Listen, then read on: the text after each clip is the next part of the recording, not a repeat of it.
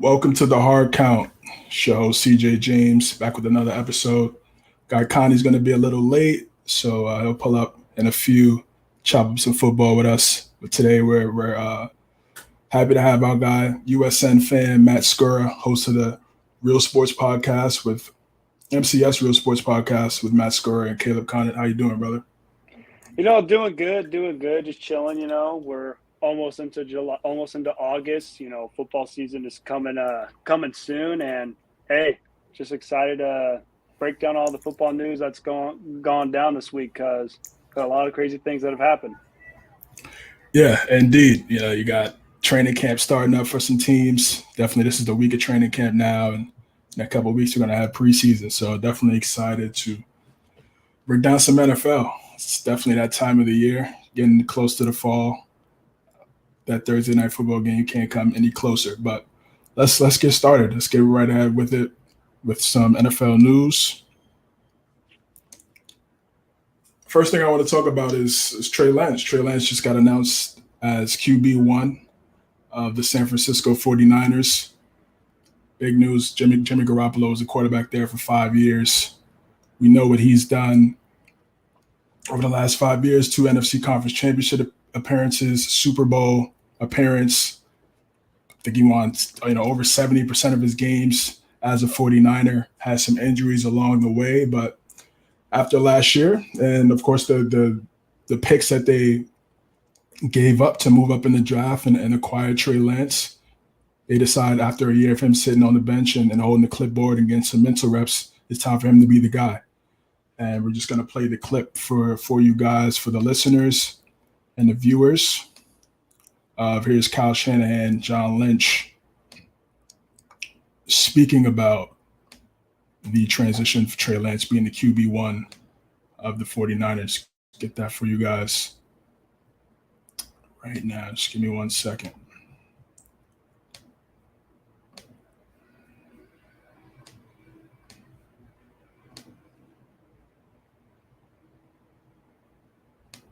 All right. Jimmy understands where we're at. We understand where we're at. I can't tell you how appreciative I have been of Jimmy and him being here, and so appreciative of what he did for us last year. I think Jimmy, and we knew what move we made the year before on that. Jimmy did a hell of a job coming to camp and winning that job and taking us real close to the Super Bowl. But we have moved on to Trey. We're starting camp out this way. We think Jimmy would have been traded if the surgery didn't happen, and it did. He needed to do it, so there's no ill will there at all. But it's good to see that he is healthy. But now it's all just seeing how this will end up. Jimmy understands where we're at. We understand where we're at. I can't tell you how appreciative I have been of Jimmy and him being here, and so appreciative of what he did for us last year. I think. All right. So, Matt, I want to get your thoughts on the move for Trey Lance now being QB1 of the San Francisco 49ers, and what's your expectations from him and the team this season? I think it was expected. When the 49ers made that trade on draft night, giving up all of that draft capital to go up to number 3 to get Trey Lance, it was kind of in a way not a matter of if, but when Trey Lance was going to be a starter. It just so happened that when Jimmy, took over the team, just this past season, they started off a little slow. They snuck in the playoffs at 10 wins, and they just went on an incredible run, the likes of which I don't think people thought that the Niners would, even Niner fans didn't expect. Like, I don't think 49ers fans would have expected, before that season started, hey, you would be a quarter away from a Super Bowl. I don't think people would have expected that. People would have been like, oh, you know what? Maybe we'll make the playoffs. Maybe we'll get a playoff win and, just kind of see what happens from there. But, Jimmy Garoppolo did decent. He isn't the kind of QB, that'll bring you over the hump, but he isn't kind of one that'll like bring you down. And, it just exceeded a lot of expectations because if we're being honest here, I feel like if the Niners didn't make the NFC Championship game like they did the past season, I think the move would have already been made sooner. But because of how far they made it, just this past season, I feel like that's why it took so long. And now you look at for Trey Lance, now he's got to prove it. Now he's gonna have a lot of pressure on him when he first starts. Not only is he going to replace a guy in Jimmy Garoppolo, but you got to think the last 3 years, for the 49ers, they've been to 2 NFC championship games. They've been to a Super Bowl. They've have a good winning track record, like you mentioned, CJ, with Jimmy Garoppolo, over 700 win percentage, with Garoppolo under center. So it's going to be very important, for Trey Lance to start off well. And, I also think Trey Lance needed this too, because if you look at it, if they were still skeptical about him, going into the camp, going into August, into September, what kind of confidence do you think that'll put into Trey Lance? It won't give him a lot of confidence, because then they're kind of in a way like, hey, you know what? They still don't believe me. Like, it almost puts it in his mind, like, why would they trade up all these assets to get me if they still don't trust me? But what I feel like what that message sent, from Kyle Shanahan, from John Lynch, and that whole 49ers front office, that message kind of sent in a way of saying, hey, Trey is going to be our guy. We're going to ride with him through thick and thin. And now you got to look at, like I mentioned earlier, a lot of pressure is going to be on Trey Lance. Now, does Trey Lance have to bring the 49ers to a championship game or a Super Bowl? No. But one thing he does have to do is he has to make the playoffs. You can't just move on from, Jimmy Garoppolo and then miss the playoffs. No. The fans aren't going to give you a pass for that, because they're going to be like, yo, we have this guy, Jimmy Garoppolo, for the last 5 years. We made the playoffs, what was it, 2 or 3 times in the past 5 years, and the times we didn't make it to the playoffs, we made it to either a championship game or a Super Bowl. That's unacceptable. When you start Trey Lance, you got to be able to do well, and you have to get it done. Maybe have a slow start here and there, because, you're a new quarterback and you're just starting to get, under the system. But Trey Lance has to be ready to go, from out of the gates, from, take the training camp, take preseason. But when it comes to week 1, he cannot be a liability for the 49ers, because if he is a liability for them, it's gonna be a slight problem, because then it'll, bring in the naysayers of, hey, you could have still had this guy in, Jimmy Garoppolo, and maybe you would have been in a good position, but because you decided to roll with Trey Lance, now you got, suffer the setback of, having a young quarterback. But I think it's a great move for San Francisco. They had to make that move. If they were still questioning whether Jimmy or Trey were going to be a starter by the time they got into training camps in August or September, then I really would have questioned, if Trey Lance is still ready. But that message to me shows that the Niners are all in on Trey Lance. The coaching staff is in on Trey Lance, and Trey Lance is ready to be a starter. And it's going to be scary, because he's such a young quarterback. And, if he's there for the Niners for the next decade and a half, they might just have themselves the next future stud quarterback. Yeah, I completely agree. We got a comment here from Josh Linares, Gen Z Sports. Appreciate you. We're gonna get into that in a little bit, man. Just hang tight. Thank you for stopping by, bro. Yeah, the time is now. Time is now for Trey Lance to definitely be the guy, like for all the reasons you just mentioned. Maybe a decade ago, young quarterbacks getting drafted in the first round, they probably sit for 2 years, 3 years, but the way these guys have been able to throw the football, so many times, so many reps throughout their young career, NFL teams feel like they're ready. His path to the NFL is a little bit different. His last season in college, he only played 1 game at North Dakota State. Didn't have a great game. The year before that, he went crazy. I think he had 42 total touchdowns, no interceptions. That's when he really, implemented himself on a national stage and started to get eyes on him. He's a talented guy. I trust. Obviously, Kyle trusts him to be the guy, to be on the center. The time is now, and I agree. That division is going to be extremely tough. It's going to be difficult. The Rams just won the Super Bowl. They've been that team that has had a really good record against the Rams. They've been battling against Sean McVay outside of last year in the NFC Conference Championship game. We know Seattle is in a rebuild mode. And the Cardinals, and we're going to get into Kyler, he's still a talented quarterback, and they went to the playoffs last year as well. So it's not going to be a cakewalk when they go up against a team like Arizona. So excited for him. This is a good opportunity. He was one of these top guys drafted.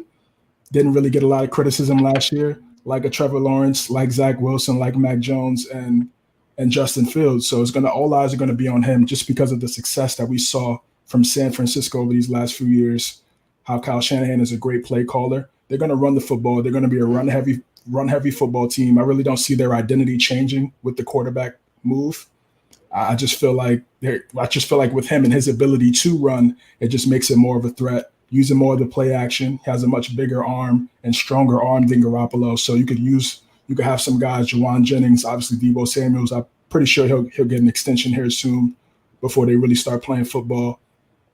George Kittle, one of the best tight ends in the NFL, and it really doesn't matter who they put in the backfield. Whoever they put in the backfield, those guys still manage to get 4 or 5 yards of carry. So I'm expecting big things from him. I'm expecting from a stats standpoint. I can't really say it right now. Probably 3,000 yards, probably 3,000 plus yards, maybe 30 plus total touchdowns because of the ability with his able to use his legs and throw the football and the talent that he has around him. It's not like he has scrubs around him. He has two of the best at their position, respectively. So I'm expecting a big year from Trey. I wish him the best. A lot of pressure on him just because of, again, all the assets that they moved up to acquire him with the third pick. So a lot of pressure, and we'll see if he's able to step up to the plate and produce. Absolutely, it's gonna be a must for Trey Lance to produce at a respectable level, and he also has a good O line too. I mean, you look at Trent Williams, that man, maybe in his 30s, but that dude's a monster. Especially when you saw him in the playoffs. I remember seeing it when against the Green Bay where he went this way to this way, and he just bulldozed whoever was in front. I'm just like, I looked at him, I was like, oh my God, they got Trent Williams in that fullback. This is somebody's going to go down, somebody's going to get hurt. Next thing you know, just bulldoze through. So a lot of high expectations for the 49ers, and let's see if they can live up to it. 100%. We got Josh again with the comment. I think the 49ers should try and hold on to Jimmy as long as possible too. Injuries happen, and that team's so good to not have a quality starter at QB. Yeah, I agree. I think Garoppolo, if he wasn't hurt, it was like Kyle Shanahan. I don't know if you saw the clip, Josh. I played Kyle Shanahan, pretty much breaking down the situation with Garoppolo. He said if Jimmy was healthy throughout this offseason, he probably would have been traded. And I agree with that. Even though he's limited in certain aspects, he's a winner. He's like Alex Smith to me. He's a younger version of Alex Smith, a guy who probably can't win you the big game, but can win you a lot of games, keep you in playoff contention. You can win a lot of games with him. So I think teams would have definitely been calling had he been 100%, but unfortunately that wasn't the case. He had to get the shoulder surgery. So training camp comes around as it's about to begin. Actually, there's going to be some changes, and this guy's going to get cut. Players are going to get hurt, and I think that might be a potential move for him. I'd say a second round, maybe third round pick. I think for a guy that is going to win a lot of games, he's probably worth that. Nothing more, in my opinion. What would you think Garoppolo would go for in today's market? He got traded for a second round. Belichick asked for a second when they made the move 5 years ago. What do you think would be that type of deal? I would honestly say for that type of deal, if I were the 49ers, I'm looking for a third or a fourth. I think you have to find a way to move on from Garoppolo. You can't. I feel like, in my honest opinion, after that press conference, you can't keep Jimmy in the locker room. That just it can't happen. Don't worry, boys.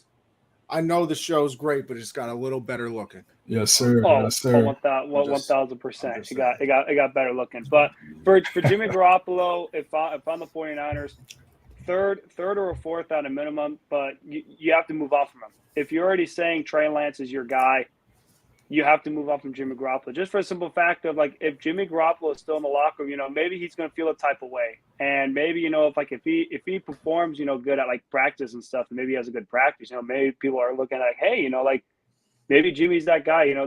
There's too much, like rumors going around. It could make like a toxic environment, in my opinion. I feel like you have to, cut ties with Jimmy, whether to cut him or, whether to get something for him. You have to make a move to get rid of Jimmy, and you just have to find a way to get a different backup. I just feel like if you keep Jimmy there as a backup, it'll be an interesting dilemma, because it'll be like, this guy just led you to an NFC Championship game, and you're rolling with Trey Lance. Trey Lance almost would seem like he's on like a ticking time bomb, where it's like, if Trey Lance messes up, boom, Jimmy's going in. Like, you have to you have to move on from Jimmy, plain and simple. Whether you get like a third or a fourth, it has to be done. CJ, I think you're muted, guy.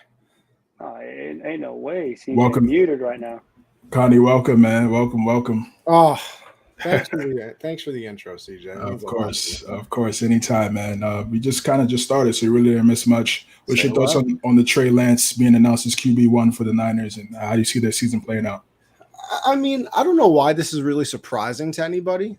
I don't remember the exact trade off the top of my head. I'm sure Matt probably already said it, knowing him. What the trade that the 49ers gave up to get that pick. Once you give all of that up, he's your starter. Like, yeah, we knew he wasn't going to start last year unless Jimmy got hurt, because he was kind of the one that was a little bit of a project piece, I guess you could say. But once Jimmy's contract's up, you know that he's going to be the starter. Like, so the whole naming of the starter and this and that, I mean, I guess you kind of do it to make somebody feel good, but I mean, thinking that he wasn't going to be a starter wasn't even relevant in my eyes. But how their season goes, I mean, that's the scary thing in the NFL. Listen, CJ, how many times on this show have I said I'm not a big Jimmy G guy? I mean, I'm not a Jimmy G guy. I can't lie, but I will give him credit where credit is due. He's brought them to a couple championship games, brought them to a Super Bowl. I think he wins like 65% of the games, which is incredible in my eyes, because you just don't really lump Jimmy G into, big winner category, and I guess. Yeah. But you can go from that and knowing what you have in Jimmy. Bro, Trey Lance might suck. Like Trey Lance legitimately might be terrible. And then what do you do? What do you do after that? That was my whole thing, with Baker. I mean, and that was before they got Deshaun Watson, obviously, because we all know Deshaun, when he's on the field, is a very good player. But gotta work some things off the field, though. Yeah, little kinks he's got here and there, But I don't.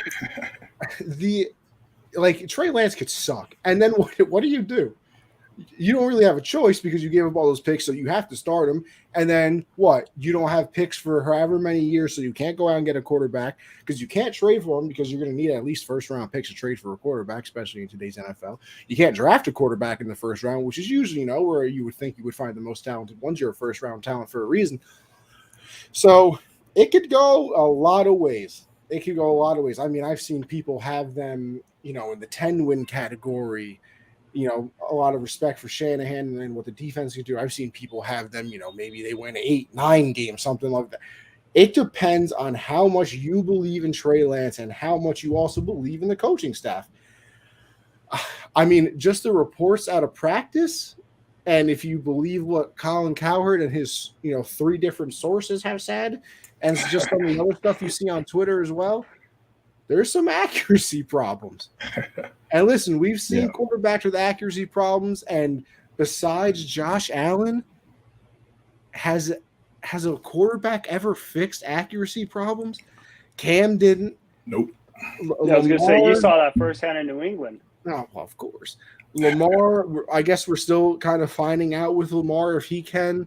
Yeah. I mean, Johnny Manziel, he had other problems, but he wasn't an accurate quarterback. Like, if accuracy is your problem, you might be in a little bit of trouble, because besides Josh Allen, you don't have much of a, litmus test, I guess, or quite a lot of examples, to really have faith in.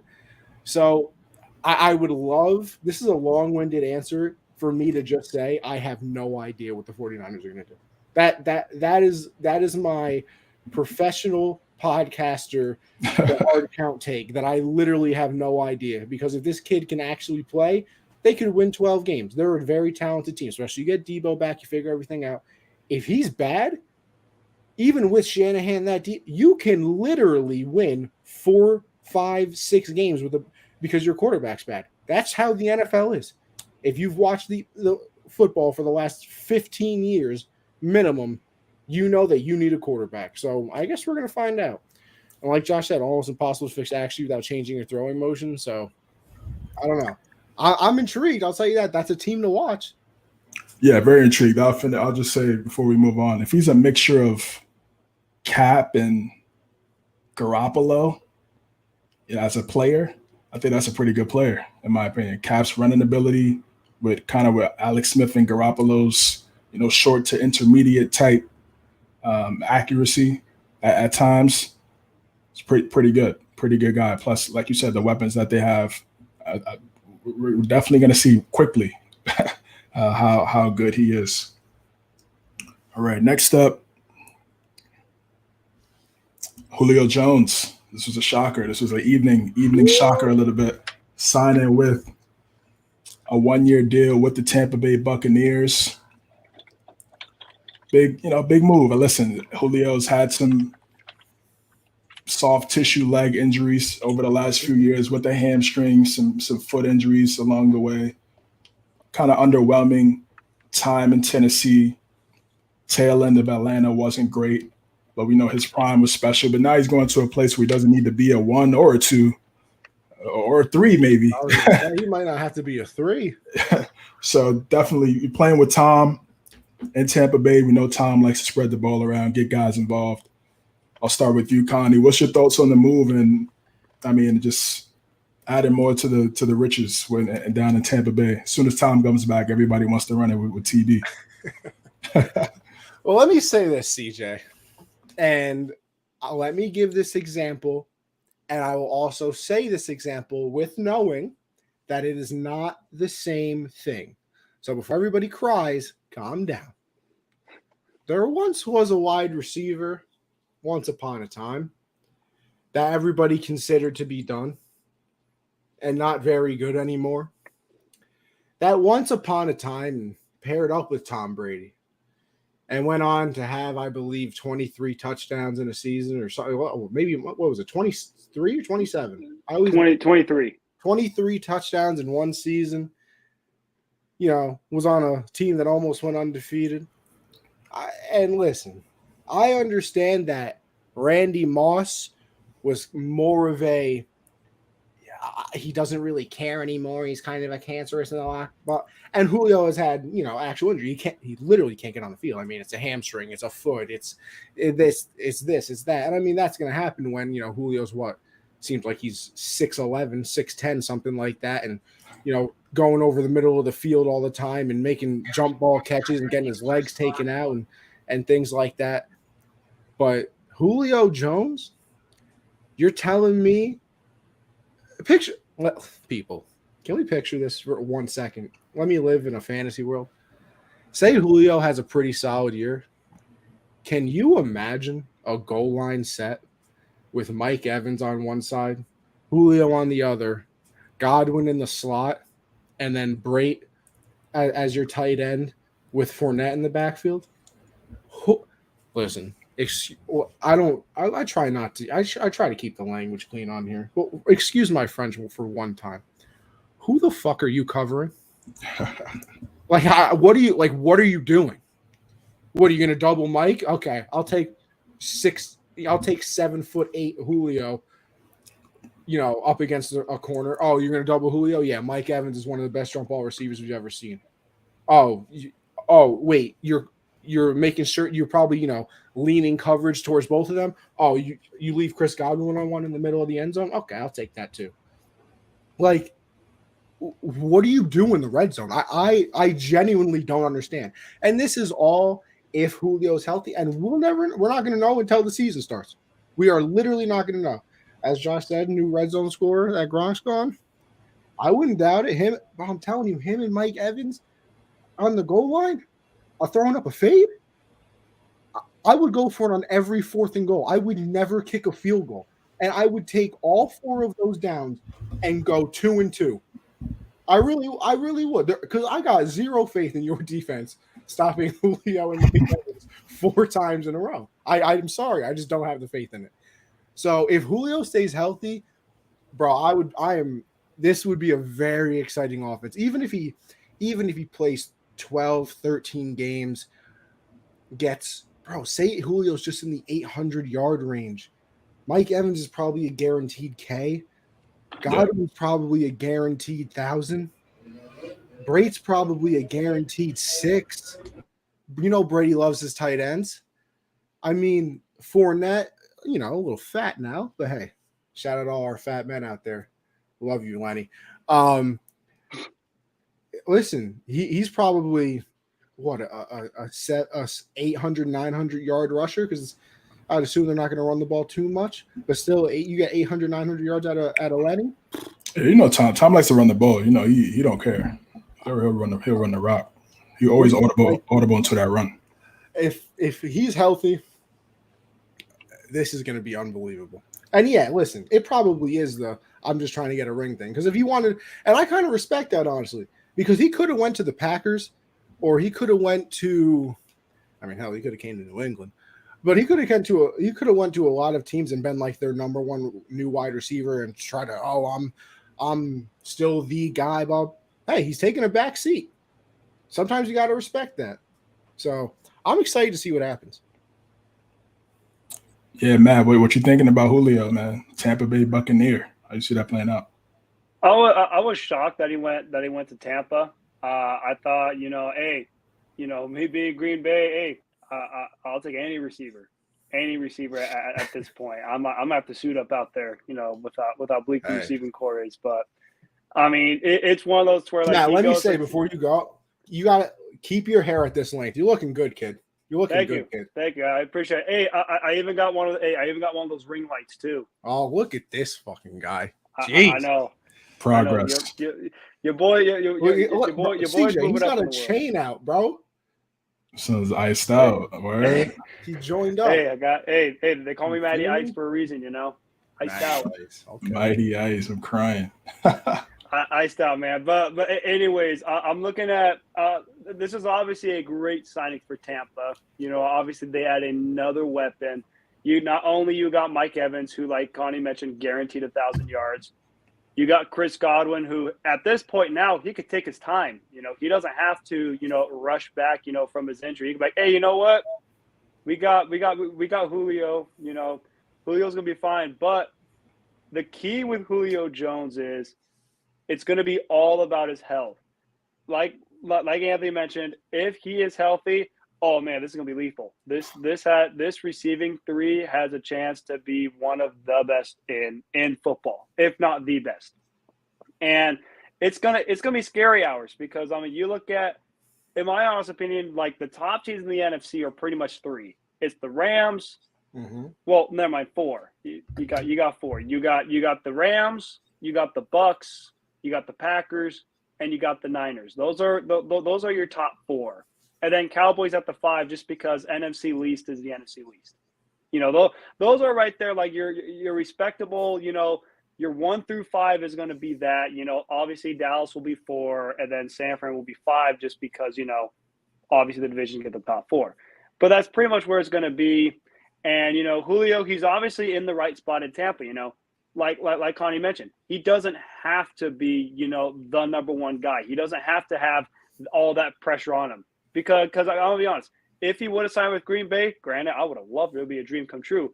But the standard would be he'd have to be the number one instantly. He has to put up number one type receiver stats.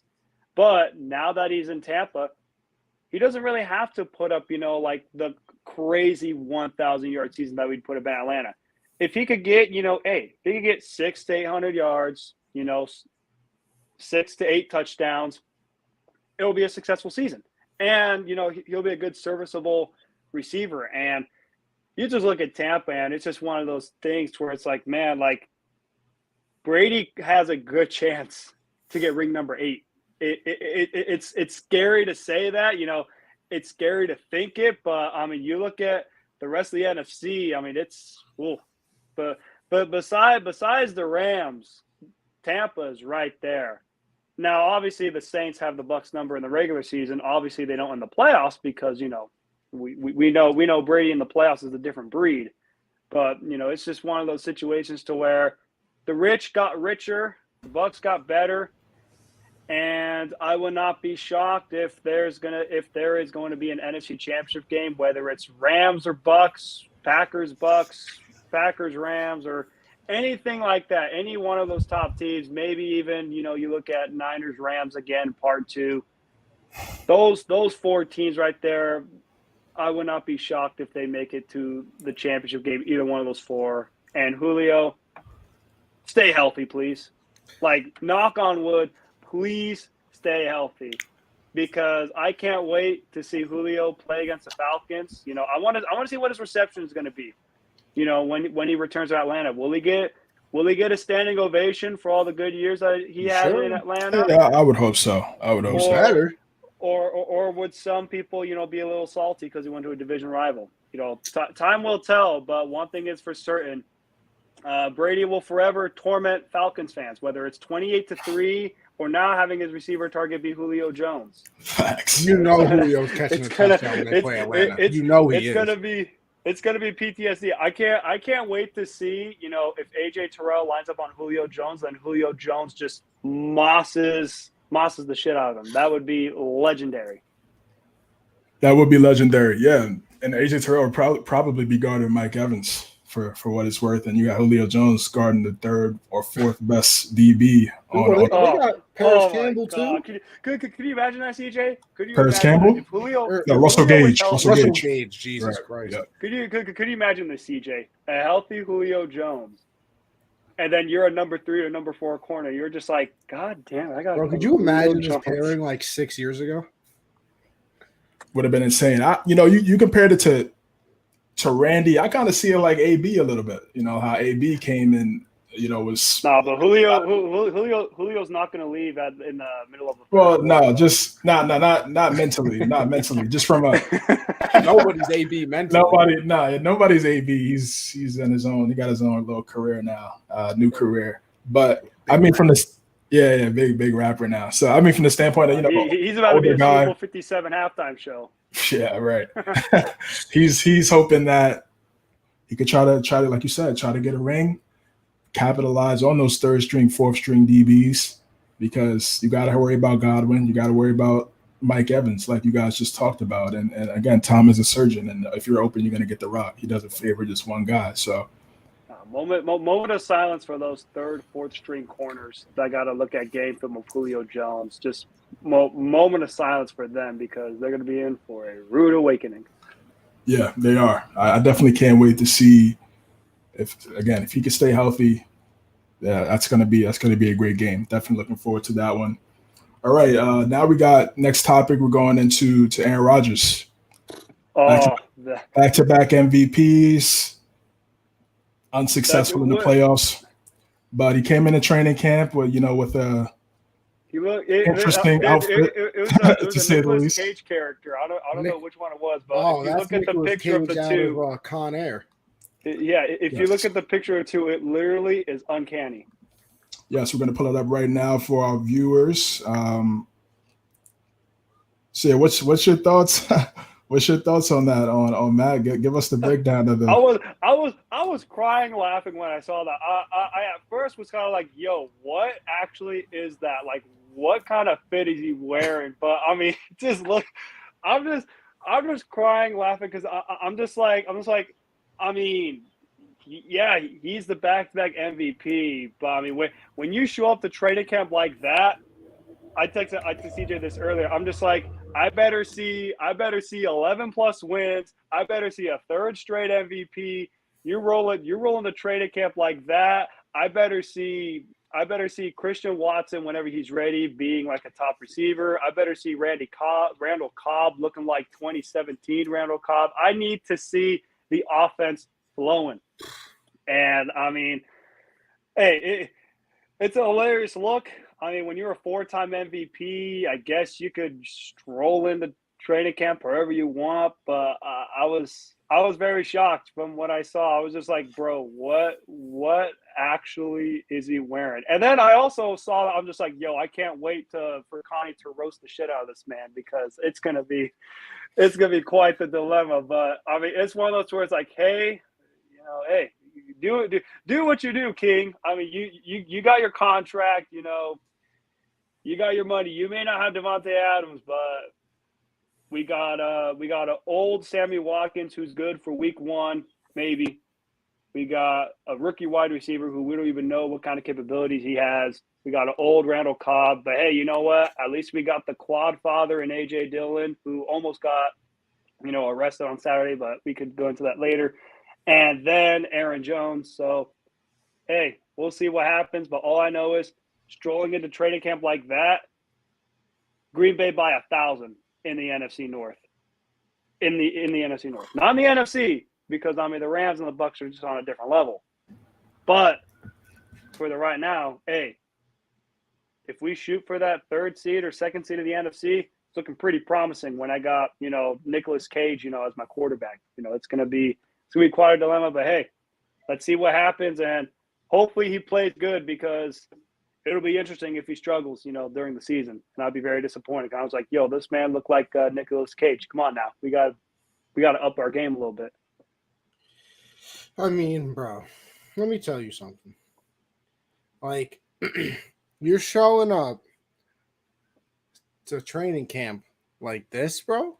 So this is here's what and then he had a backdrop too. He had a backpack, and then as he was going out of frame, he dropped the backpack on the floor. Well, there's nobody. There's a few things to say here. First of all, this confirms Aaron Rodgers has zero drip. This man has all those millions of dollars and is literally pulling up like a character out of a prison movie. It's a prison movie. They're literally on a plane for convicts. That's what this is from, Connor. Second of all, if you doing this now, Aaron, you better show up week 1 of the season ready to steal the goddamn Constitution. That's what I want you dressed up as next. I want you ready to steal the Constitution. That National Treasure, some great movies. So that's how he better pull up next.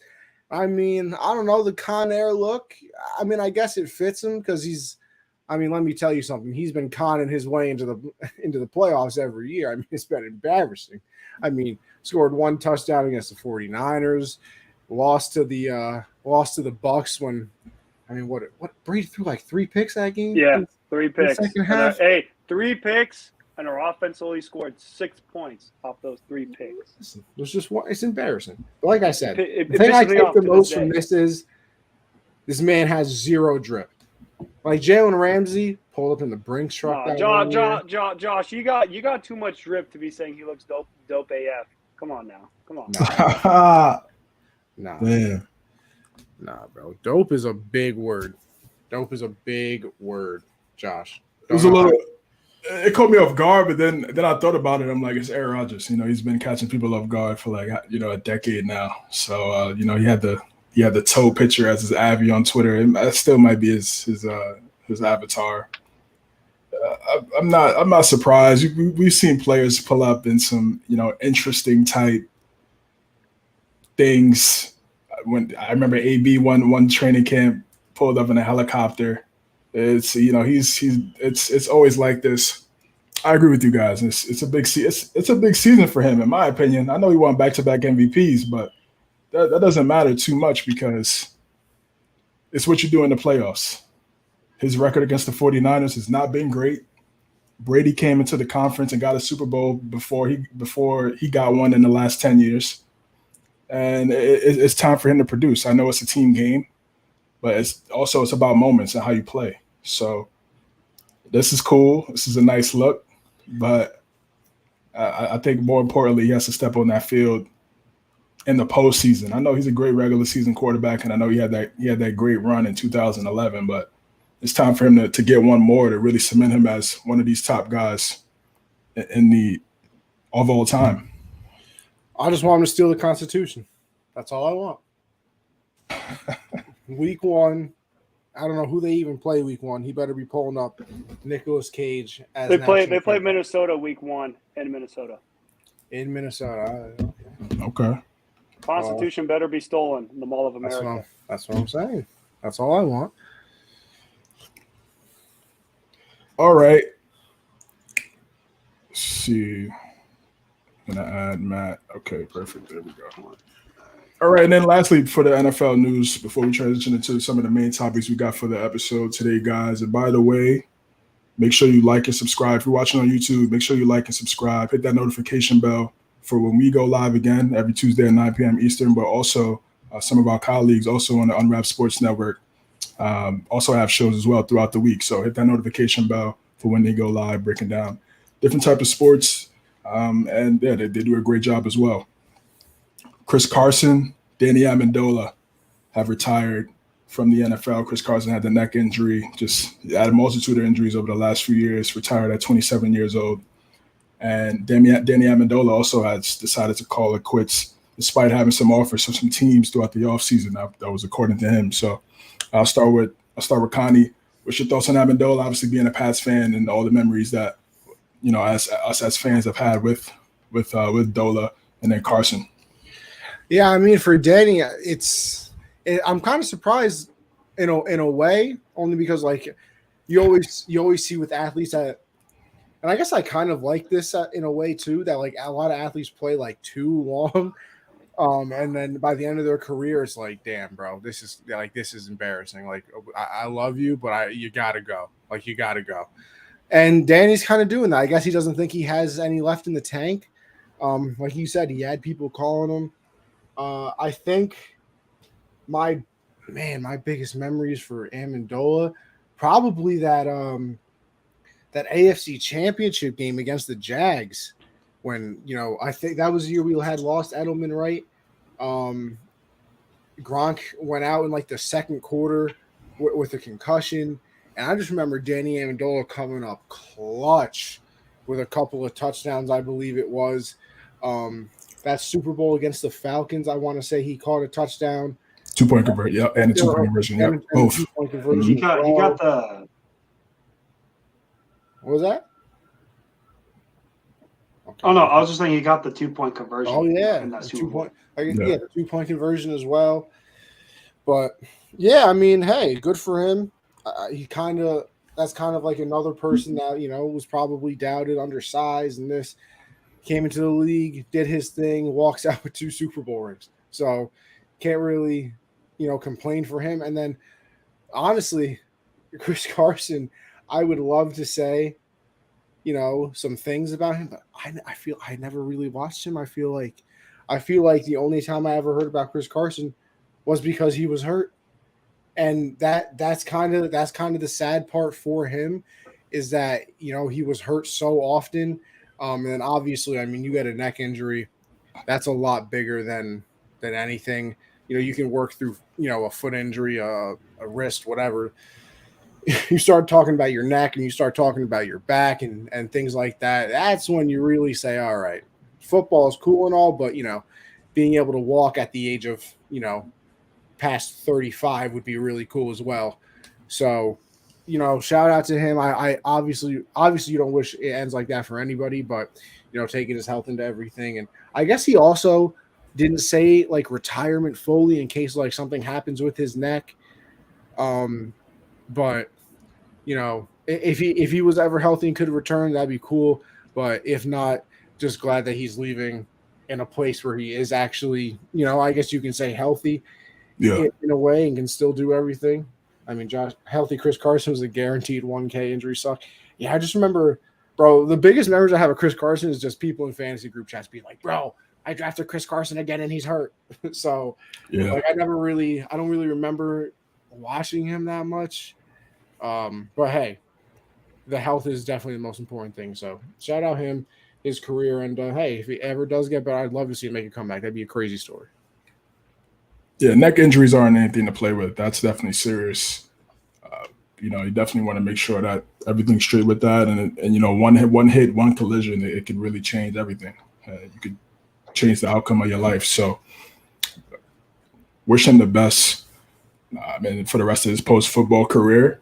And then for Dola, yeah, like you said, the memories that he had, there was a lot of pressure on Amendola coming out of Texas Tech. People compared him to Wes Welker because Wes Welker went to Texas Tech, and people thought he was going to be the next guy. Went to St. Louis as a Ram, had injuries, couldn't stay healthy, kept getting hurt.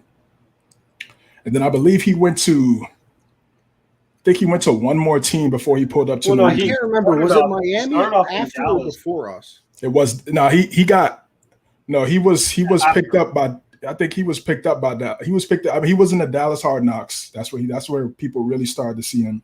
He was making plays in that Dallas Hard Knocks season.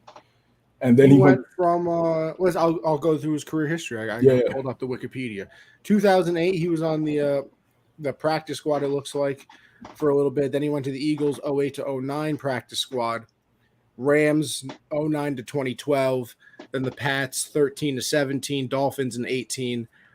Detroit in 19 and 20. And then last year he was with the Texans. Yeah. Okay, so yeah, all right. He didn't have one more stop. Okay, yeah, he went to New England and after St. Louis, and he was very talented. He was very talented, and he made some plays in the Rams at the Rams, but there was definitely some questions with injuries and how that would play out. And he pulled up first season. It was all right. It wasn't great. Definitely still those injuries were still around, and it wasn't until really that 2014 season against Seattle, that year against Seattle, and the big play that Malcolm Butler played that year, Super Bowl 49, was when he really started to make some big time plays and was clutch when it mattered. He also had a big play too that same year against the Baltimore Ravens in the divisional round. Remember, they threw it to the side. I think it was either Edelman threw it to Amendola or Amendola threw it.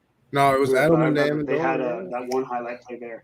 Yeah, the double pass. Yeah, White to Edelman and then Edelman to Amendola. Yep, it was definitely that play. And yeah, he was big time in the playoffs. He had a great chemistry with Tom and took some big hits along the way, and it was a tough guy in the slot. Was able to get some yak as well. So, kudos to him. Wish him nothing but the best post-football career as well. Matt, you got anything to say about Amendola and Carson? Oh, he was funny as hell too, though. Let me say that him and Edelman together were funny as hell. Yeah, they were good. Yeah, they had good chemistry. They did have some good chemistry. I thought they did like some YouTube cooking. They did. Show They had a little YouTube show. Yeah, those guys were clutch. Amendola was clutch. And then one thing I will say as well, just piggybacking off what you guys were saying, I feel like for Amendola, I feel like he had a good, successful career. Started off slow on the Hard Knocks. You saw when he was on the Cowboys Hard Knocks, started off slow, struggled a little bit. Started to make his name known, for the Rams. Remember, he had that sick, I think it was like the one-handed side grab, when he was with the Rams. And then, obviously, he's mostly known for his tenure with New England. I feel like when you look at all the teams he's been on, a lot of people, if you're going to ask a question to any random football fan, they're like, hey, what team do you most remember Danny Amendola for? A lot of them are going to say the New England Patriots, just because he made the most impact there. Not only did he win one Super Bowl there, he won two. And then, just overall, he made great, fantastic plays. Like Connie mentioned, he had that game-winning touchdown when they played the Jaguars in the AFC Championship game. He made the game-tying 2-point conversion in the greatest comeback in, I'm going to say, NFL history. I know, the Bills came back from down 32-3, but it wasn't no 32-3 and no Super Bowl. It was 28-3 in the Super Bowl. Talk about down 25 in the Super Bowl, come back and win it. That's the greatest comeback in NFL history. I don't want to hear anything else besides that. And then you just also look at it. He's going to have a great career now. Solid. Is it Hall of Fame worthy? That's debatable because you look at getting into the Hall is. First ballot wise, 900 career yards. First ballot wise, it depends on the class that he's in, but I definitely think he will make the Hall of Fame. He's not making Matt, he has 6,200 career yards and 24 touchdowns. Come on, brother. You know that man not a Hall of Famer. Well, I know, but hey, you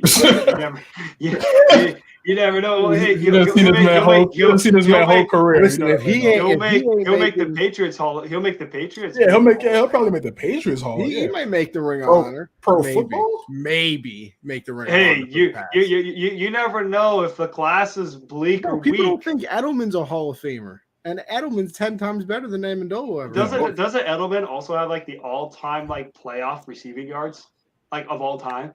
He might. I think it's like him and Jerry. Yeah, he might have that. Yeah, he's not a Hall of Famer either. I think he's a Hall of Famer, but that ain't my opinion. No. Edelman for sure is a Hall of Famer. You look at all the performances he had in the playoffs. He's one of the best playoff receivers of all time. How does that not get you considered in the Hall of Fame? No, he's not. He was never one of the best wide receivers of all time. One of the better slot wide receivers of all time. Is Julian Edelman one of the greatest wide receivers of all time? Okay, Oh, so he's not a All Hall of Famer. right, but what about slot wide receivers? Of course, yeah. All right, so how come that don't count? But you gotta look at it. Welker should be in then. I think he should. Welker actually has Hall of Fame numbers. I think Welker should. You gotta, bro. Edelman, come on, guy, come on. No, but anyways, before I shot myself in the foot with that take, I feel like Amendola had a great career, and we'll see how he fares up from there.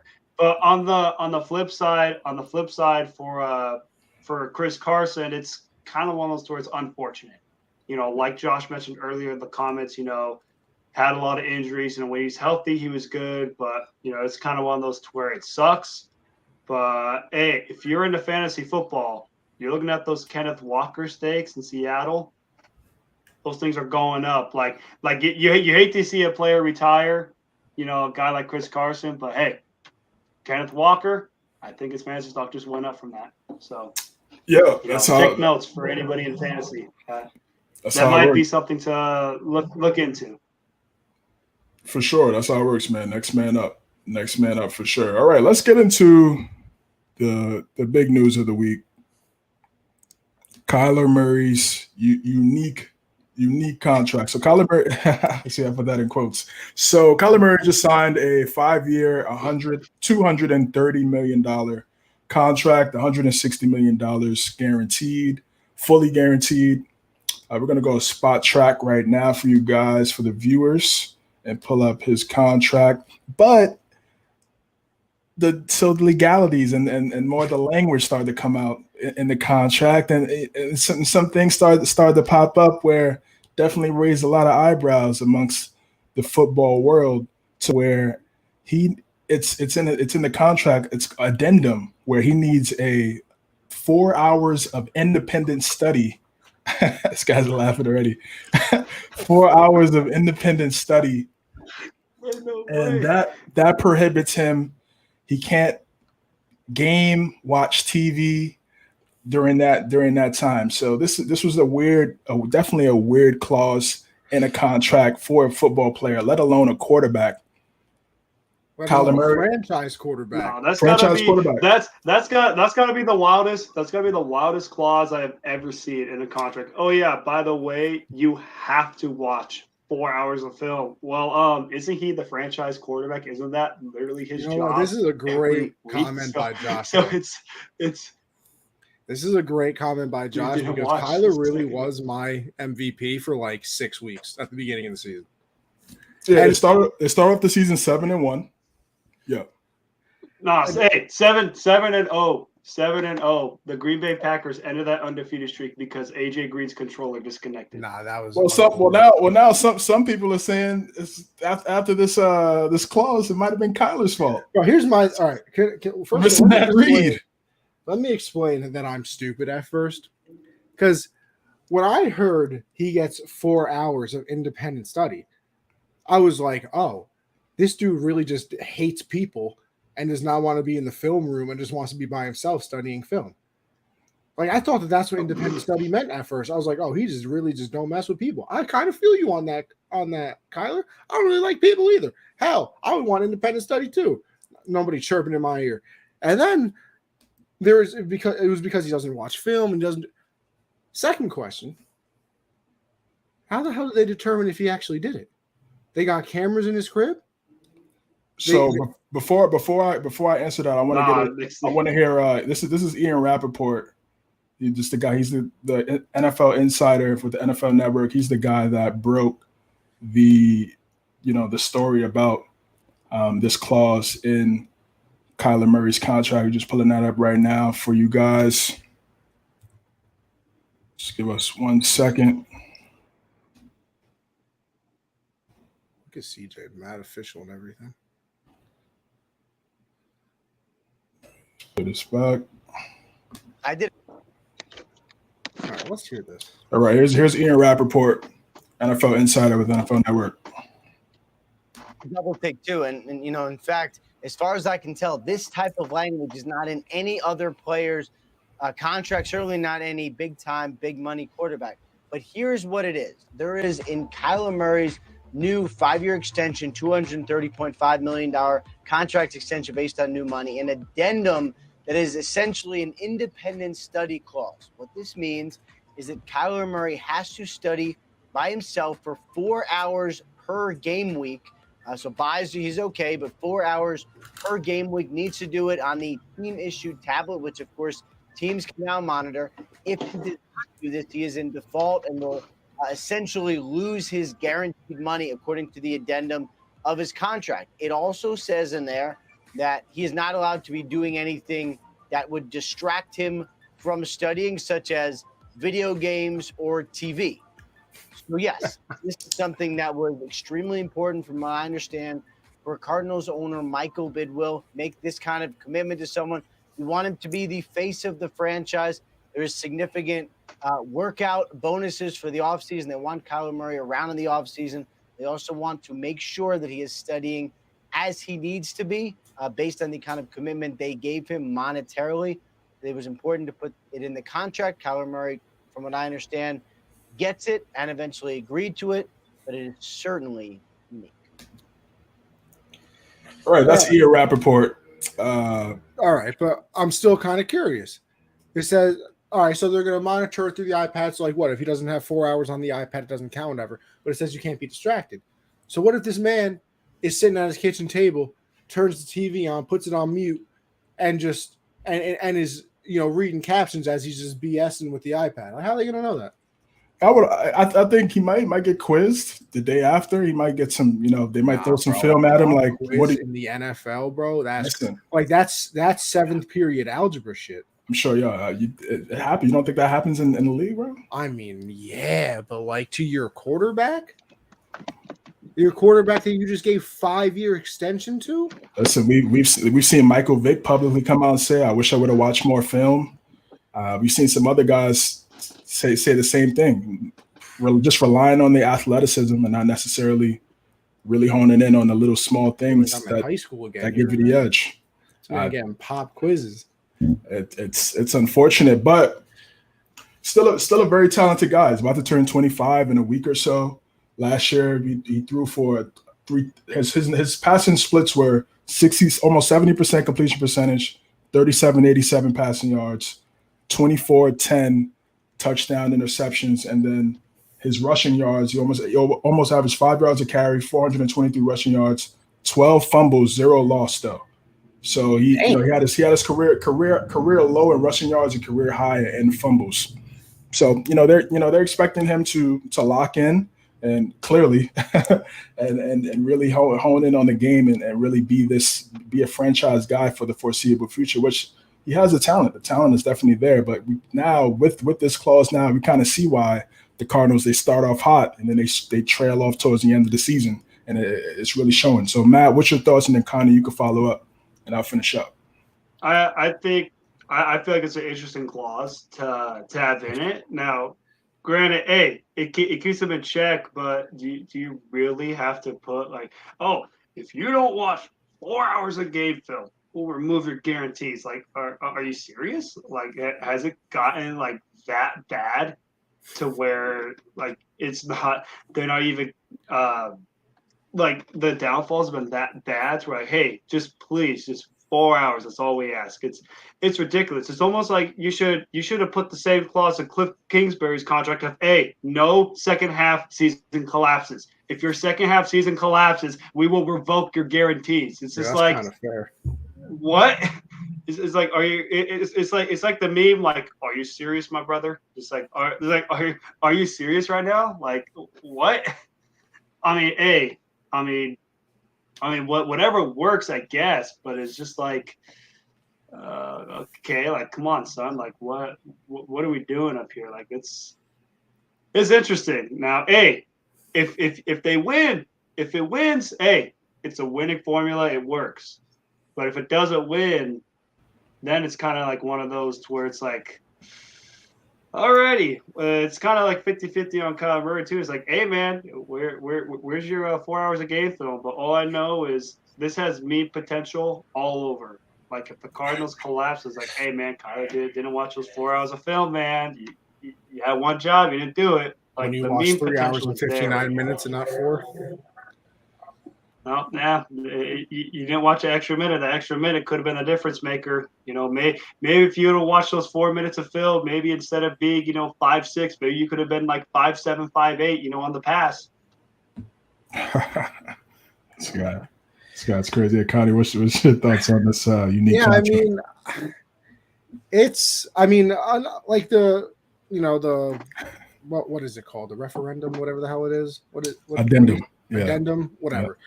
The addendum, yeah, whatever. Definitely weird, like Rappaport said. I think, like we all think that it is kind of weird. But I do also want to say this. I know that I've seen some people like, oh, you're really paying Kyler that, and you're like, Kyler Murray, an extension, blah, blah, blah. And let me just go back to literally what I started saying when I first got in here. What are you gonna do? You're not gonna pay Kyler. You're gonna move on from Kyler, just like you moved on from Josh Rosen after a year. Like what? Like I don't know. I understand that that some quarterbacks aren't exactly what you think. Like not everybody is Tom Brady. Not everybody is Aaron Rodgers. Not everybody is Mahomes. Like I feel like people always want that. And if there were that many players at that level, like, yeah, the NFL would be the craziest league ever because that would be the amount of talent would be unreal. There are, hey, look, a little intro to the next topic when we get there. There are tiers to this, okay? Like, there's different levels to this stuff. Josh, I don't know if there will be more of that in future contracts. I think it just depends on the player because, like, that could also be looked at as insulting. Because, like, imagine you put that in Brady's contract, he would look at you and be like, "Bro, you dead ass right now? Like, you're gonna tell me I have to study?" So I think it just depends on whatever the player is. If you get more players like Kyler Murray, then yeah, that might be in more contracts. You get players, that are watching film for fun. You don't really got to put that in there. But like to the people that are like, "Oh, Kyler's, this or that," like I really just want to know what your thought process would be of what the Cardinals should do. Get rid of Kyler and go look for somebody in the draft? Like, good luck with that. Do you know how many teams would literally kill somebody to have a quarterback like Kyler?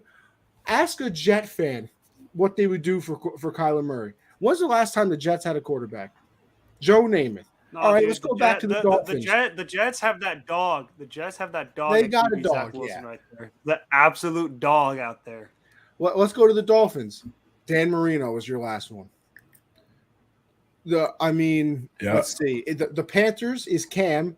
Before and after that, nothing. But he's not elite. They had the loan for the Super Bowl. Let's see how long it takes the Seahawks to replace Russell Wilson. Have the Jags ever had a quarterback? Literally. Yeah, Brunell was solid, but yeah, not elite. They had. Let's see. Yeah, I was gonna say maybe their best one. Maybe their best one was like Steve Gerrard or maybe like one of their QBs in the '90s, like Brunell or something. Yeah, Brunell was the best. Yeah, don't ask how David I know. Garrard. David Garrard. He wasn't better than Brunell. But yeah, go ahead. I see your point. The Bucks. Who was their big quarterback? Josh Freeman or Brad Johnson. Jameis. Either one of those. Yeah. So how many of the just off? I mean, hell. 30-30. Look at all those teams that in franchise history have had like one or two quarterbacks, like one or two. So all the people that are like, "Oh, I don't know if Kyler's worth that." Trust me, Kyler's worth that. I promise you, Kyler's worth that. Because what else are you going to do? What else? Literally, the Cardinals, the Arizona Cardinals' best quarterback in their entire franchise history is Carson Palmer. Is basically an old man. Old man Kurt Warner. Yeah. Kurt Warner. Yeah. Old man Kurt Warner in his mid-30s. And then Carson Palmer. It's bleak. Yeah, it's bad. It's bad. I agree with you, Connie. For me, he's talented. He's very talented. So you have to give him the deal. The people that are saying I would have let him go and this and that, I think it's just an emotional type take. Quarterbacks come a dime a dozen. I know we're in an era right now where it's these guys are elite, but you need a guy like Kyler. He's talented, but he has flaws. Clearly. because Here's what I will say. Sorry to interrupt. Here's what I will say. If they would have let go of Kyler Murray, the Cardinals would have guaranteed themselves third place or last in the NFC West. I know they're still probably in that same level right now, but they have the potential to be in the runnings for a division lead or second place if the cards are played correctly. Yes, but exactly. If you get rid of Kyler Murray, they're irrelevant. Like they're I agree with a that. 3-4 win team. 3-4 win team. Like it's as bad as dog water. Yeah, exactly. And that's where I was going to. We don't know what Trey Lance is right now. Drew Lock, you don't need to say anything about that. And it's Stafford. Drew Lock's only highlight is knowing the song lyrics of Put On. Exactly. Like that's his only highlight. You look at all of his highlight tape, the only thing that you see is just him versing the lyrics of Put On. And that's where I was gonna go. You need a quarterback. He's a talented guy, dual threat guy, but it's he has to really be fully committed to this, man. And to me it's embarrassing really for the Cardinals and for Kyler Murray, because for them to put that to me personally, that'd be a verbal. Hey, me personally, I would not let that slide or take that level of disrespect. Me personally. Disrespect? How so? From who? Well, no, I'm just saying, me personally, like the meme. Me personally, I want to let. Okay. I was just trying to figure out where you were going with that, but that's all. Yeah, it's just it's embarrassing. Josh mentioned earlier is meme king, so I just try to roll with it. But got you. But I just feel like, again, that's a verbal discussion I would have between Bidwell, Kime, and Kingsbury and Kyler. That's I'll sit all those guys together and say, this is what we need from you. For them to put it in language, language is crazy. Man, it is. Crazy. And then was it in like paragraph 27 or something? It's not even just like Bro, it's not even one line. It's four paragraphs. It's bad. It's bad. Wait, it's 4 paragraphs? Yeah, they go in depth with it and how they expect him to watch the film. But listen, I'm still signing that deal, man. That's generational type bread. And if he plays well, he could get another $230, $300 million contract. He'll only be 30 by the end of that deal. So that's life changing. That's when the Cardinals are tired of second half collapses. They're just like, look, we'll put it in contract signage that you got to study at least 4 hours bare minimum. We know you're going to do it anyways, but just for the bare minimum, for our sake, we need this. We cannot afford to collapse in the second half. I agree. And also, this is something I didn't even know. That this was something that started to circulate after this news. Is he talked about this in the New York Times interview? He was like, I really didn't watch film that much. I really just relied on my talent to, for me throughout. He said that like he could see it coming before it happened. It was just like a natural thing that he always had. All right, bro. And it got him to where he's at. It got him to where he's at. So if that's just how he was playing, 0 playoff wins. 0 playoff wins. He's still a young guy. 0 playoff wins. He's still a young guy for sure. He struggled against the Rams, no doubt about it. They were the champs though. But if that's how he was playing, and he's still really good. Yeah, and if he was to really really hone in and on the fine details, he could be a hell of a quarterback. So it's going to be up to him and what he wants his career to play out and how great he wants to be, because again, that conference isn't great. Those guys at the top are older in terms of quarterbacks. So if he does what he needs to do, they could be in prime position. I know D-Hop suspended for 6 weeks with the PEDs or alleged PEDs. So JJ Watt, he's not healthy. They brought in his teammate in Hollywood Brown. Ertz is still there, so they got some weapons for him. It's just a matter of it's gonna come down to Murray. You're gonna have to finish strong. Hollywood Brown though has a good case of the Butterfinger syndrome. It's very toxic. Yeah, he's gonna. He had a lot of Butterfinger. He just be wary. Be wary. He had a lot of Butterfingers in Baltimore. Lamar laid him some good dimes, and he dropped a lot of them. That's very true. Be wary. Be wary. Yeah, but he's gonna want to get a nice contract. I was shocked that Kyler Murray said, like, oh, like the game that comes easy to you. It kind of reminded me of like when Justin Fields said, oh, like the league is like, it's too easy.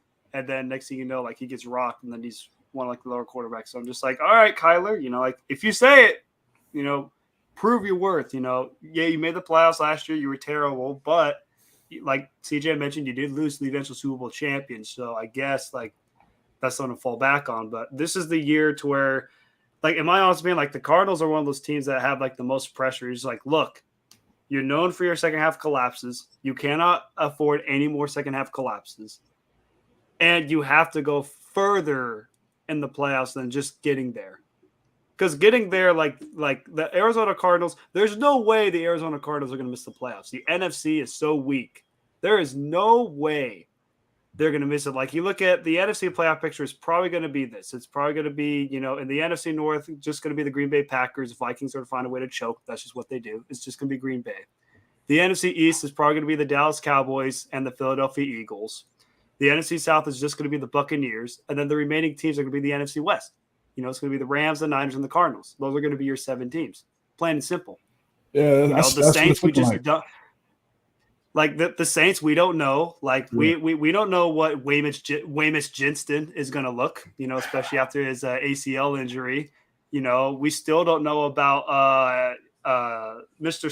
Slant Man, Michael Thomas. We don't know how he's looking. So still, I know the Saints. They got the Saints. I will say the Saints are one of those sleeper teams to where like could they make the playoffs possibly, but we'll never know. Josh said the Panthers got a 1 seed. Yeah, the 1 seed in Madden 23. Like, come on, son. What are you doing? That's crazy. But one thing I will say, if the Panthers somehow, some way get a 1 seed, I'll paint my toenails. Nah, if they get a 1 seed, I'll paint my toenails. Yeah, Josh, you're my guy, but I know you're just playing around. But another quarterback. No, he has to be. He has to be, especially when his quarterbacks are a guy who sees ghosts and a guy who threw out his shoulder. That's a lot. Yeah, that's tough. But another quarterback that's also trying to get paid. And then also. No, sorry. I was also going to say a running back who's Mr. Glass too. So it'll be interesting to see. Yeah, got to be tough. Got to be tough for the Panthers. But also somebody else is also trying to get the bag, Lamar Jackson.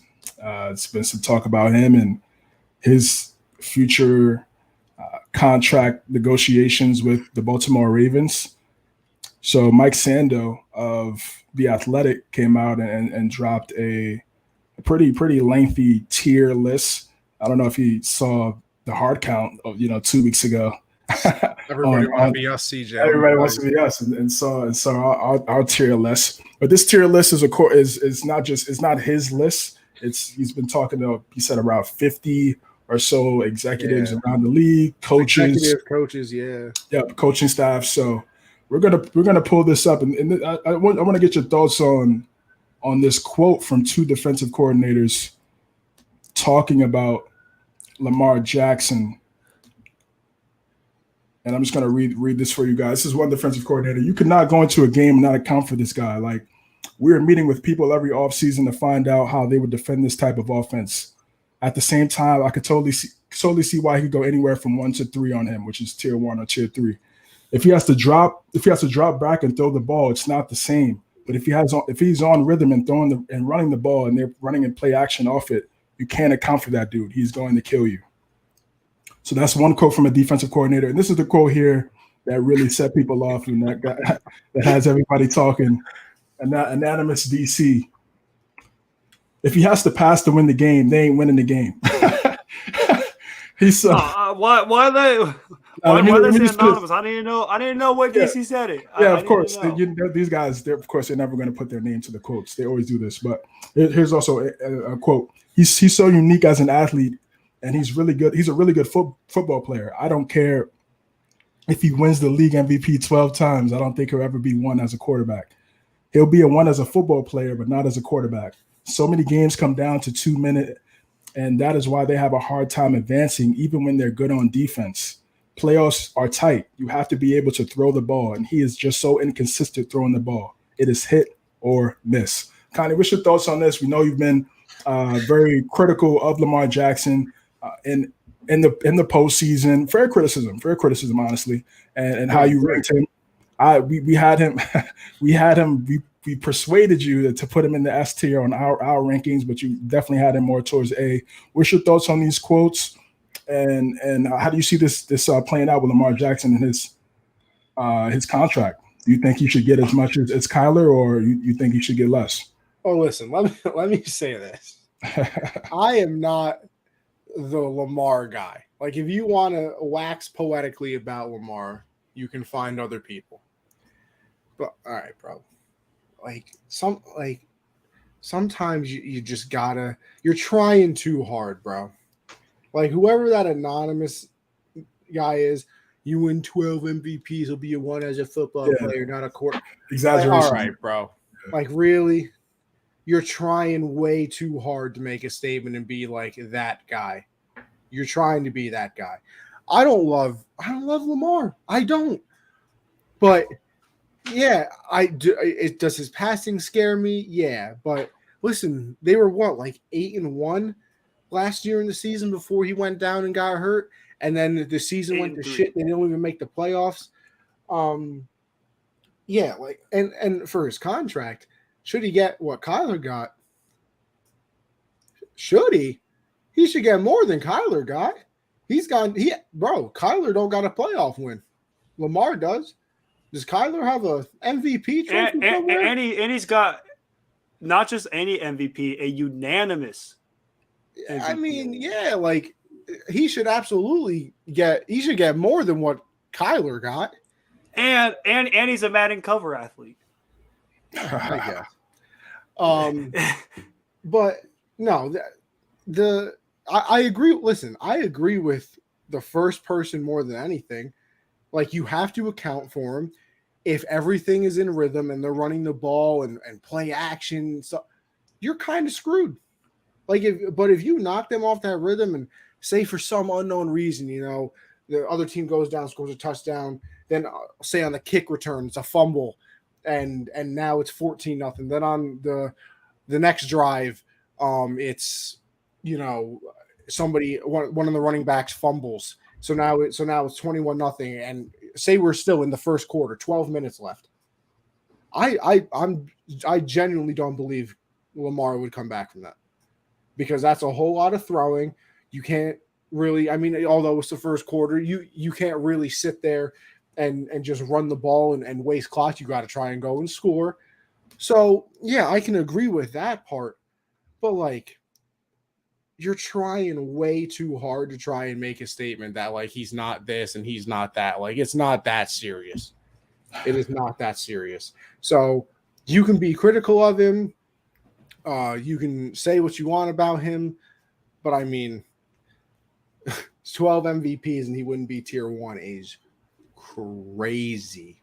Like, that is a statement. And honestly, if that was a GM, that was a defensive coordinator that said that, bro, I'm firing him. I'm calling Sando, being like, bro, I don't want to know who it is if it's not my guy. But if that was my guy that said that, I got to know, because this man can't have a job, because he clearly doesn't understand talent. Man, what's your thoughts? I'll go last. Man, I think it's interesting. I think it'd be interesting that he would be in tier 2. I feel like Lamar, when he's healthy, he's one of the best quarterbacks in the NFL. I feel like he deserves to be in the tier 1 status. And I definitely will say, like, from looking at the two, I do agree with Connie. I think the first guy makes the most sense for his criticisms. Like, we've definitely seen the Baltimore Ravens, like, when they get down big, it's very hard for them to come back. We saw them in the playoffs when they played Tennessee, like when they were down 21-6, 28-6. Like, Lamar didn't really stand a chance in that game. He struggled a lot that game. I mean, there's kind of a formula that you can get with Lamar, but Lamar is one of those QBs to where, like, once he starts hitting his passes, it's gonna be game over. Like, yeah, he's gonna scramble a lot. He's gonna run, because that's how the Ravens are based off of. They're based off of the run. And you also got to think, like, when you're also like in a high tier as a quarterback, it also means because you're valuable to your team. Like, Lamar Jackson is valuable to the Baltimore Ravens. You look at the Baltimore Ravens; they were 8-3 before Lamar got hurt, with all their injuries already. They didn't have, Marcus Peters. They didn't have, J.K. Dobbins, Gus Edwards. They had Lamar and Mark Andrews and then Butterfingers Brown. He ain't no Hollywood. He's Butterfingers Brown. And they were 8-3. But once Lamar went down, it was like the straw that broke the camel's back. And they finished off the rest of the year 8-9 and lost 6 straight games. And out of those 6 games, I think 4 of them were like by a possession. If you got Lamar in there, you're at least winning 3 or 4. You're at least winning 3 of those. And I'll be honest. I remember watching that Green Bay Baltimore game. If Lamar's healthy, the Ravens win that game. The Ravens win that game if Lamar Jackson is healthy week 15. Because the only reason why we got lucky and beat the Ravens was because John Harbaugh was ballsy with Tyler Huntley. That's the only reason why, Baltimore lost that game. And it's crazy to me that people still like have that Lamar slander. Now, I like to add in a little bit, not bad for running back, just as like a little slide, but it's one of those to where like Sam in the building. It's slightly disrespectful. What's going on, Sam? Hey, maybe we should hit him up with the link. See what can go down. Maybe he could give his take on Nicolas Cage #2. For a starting quarterback, but with Lamar at the helm, the Ravens are always gonna be in that Super Bowl conversation, that playoff team conversation. I just think the way how the second guy went in, like saying 12 MVPs and he won't even be tier 1, that's almost straight up disrespectful. Like Connie said, I want to figure out like who that guy is, and you gotta fire him on the spot because it's just like ain't no way. Fire him on the spot. That's one of those where it's like me personally, I would not take that level of disrespect. Like, come on now, like you're only like roasting yourself. It's just like who says that? Like who goes up like that's just like saying that's almost like saying in a way like, oh, if Brady's got 7 rings, but he'll still never be tier 1. It's just not the same. Come on, son, what are you talking about? Not the same. It's not the same. Close to it. I mean, when you're like one of the best, now obviously like Lamar will never be close to Brady. That's just a fact. Like he'll never like no. He'll he'll have to dust Brady's shoes, for like career stat wise. Yeah. Like he'll be dusting Brady's shoes for weeks. Of course. That's just the way. That's the way how it works. But is this one of those to where and you also got to think of, just simply the simple fact of the matter is when Lamar is healthy, he's one of the best quarterbacks in the NFL, top 5, top 10, he's up there. And, the Ravens benefit heavily. I mean, when Lamar's not in, we've seen the Ravens struggle and we've seen it bad. I mean, they had to deal with Joe Flacco, post Super Bowl. And I know we all like to say, "Oh, elite Flacco," but it was bad. It was down bad. Even when he won it, and they lucked in.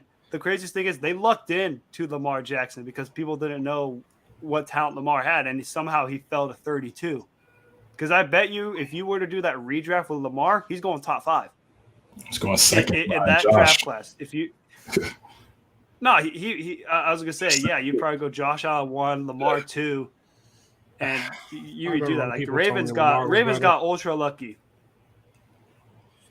I mean, yeah, Joe Flacco was still elite, but he ain't no Lamar Jackson. He was never elite, Josh. Come on, Josh. All right. No, did you see that dime he threw in Denver? Did you see that dime he threw in Denver? One great playoff run.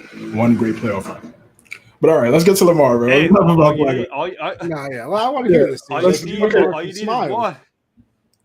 You said all you need is one? Yeah, I mean, he got one. He got one. I mean, he had Ray Lewis, Ed Reed, but he got one. So, yeah, I mean, that defense was something special. It definitely was. So in his role, Klay Thompson, the NFL. Whoa. I mean, Klay Thompson got 4 rings though. You compare it. Okay. Let me. Yeah, CJ, let me hear this. Josh said elite in his role. Clay tops in the NFL. Yeah, I don't know about that. I don't know. 4 rings is greater than 1. He does. Me and Josh have to. Tough scene, but have to talk You're gonna anyways, have to come on next episode. Yeah, come on next episode. Make your case for that. anyways, the main point is Lamar Jackson. I don't know how he's in tier 2. I think he's tier 1, maybe borderline like tier 2, but he's like right there, like tier 1, tier 2. He's like right there. And when he's healthy, the Ravens are going to be good. Like I would not be shocked if this upcoming year in the AFC North, the division is going to go down to either the Bengals or the Ravens. Like that's literally going to be the calling division. Like the next 5 years, it's going to be either the Bengals or the Ravens. Because you look at the Steelers. I mean, besides Mike Tomlin and the defense, what do they got for them? They got nothing. They got Kenny Small Hands Pickett as their quarterback, and then you got Mitchell Trubisky, and then Whack-A-Mole Rudolph as your quarterback. So I'm sorry, that ain't gonna cut it. Like I'm looking at the Pittsburgh Steelers. I know Mike Tomlin has had a 500 record or more the last 16 years. I'm sorry, that's coming to an end this year. There's ain't no way you're gonna have above 5, win 9 games if you're the Steelers. You're gonna suck. You're gonna stink. And then obviously the Browns are the Browns. They got a lot of issues on their own. Yeah. So I look at this quote.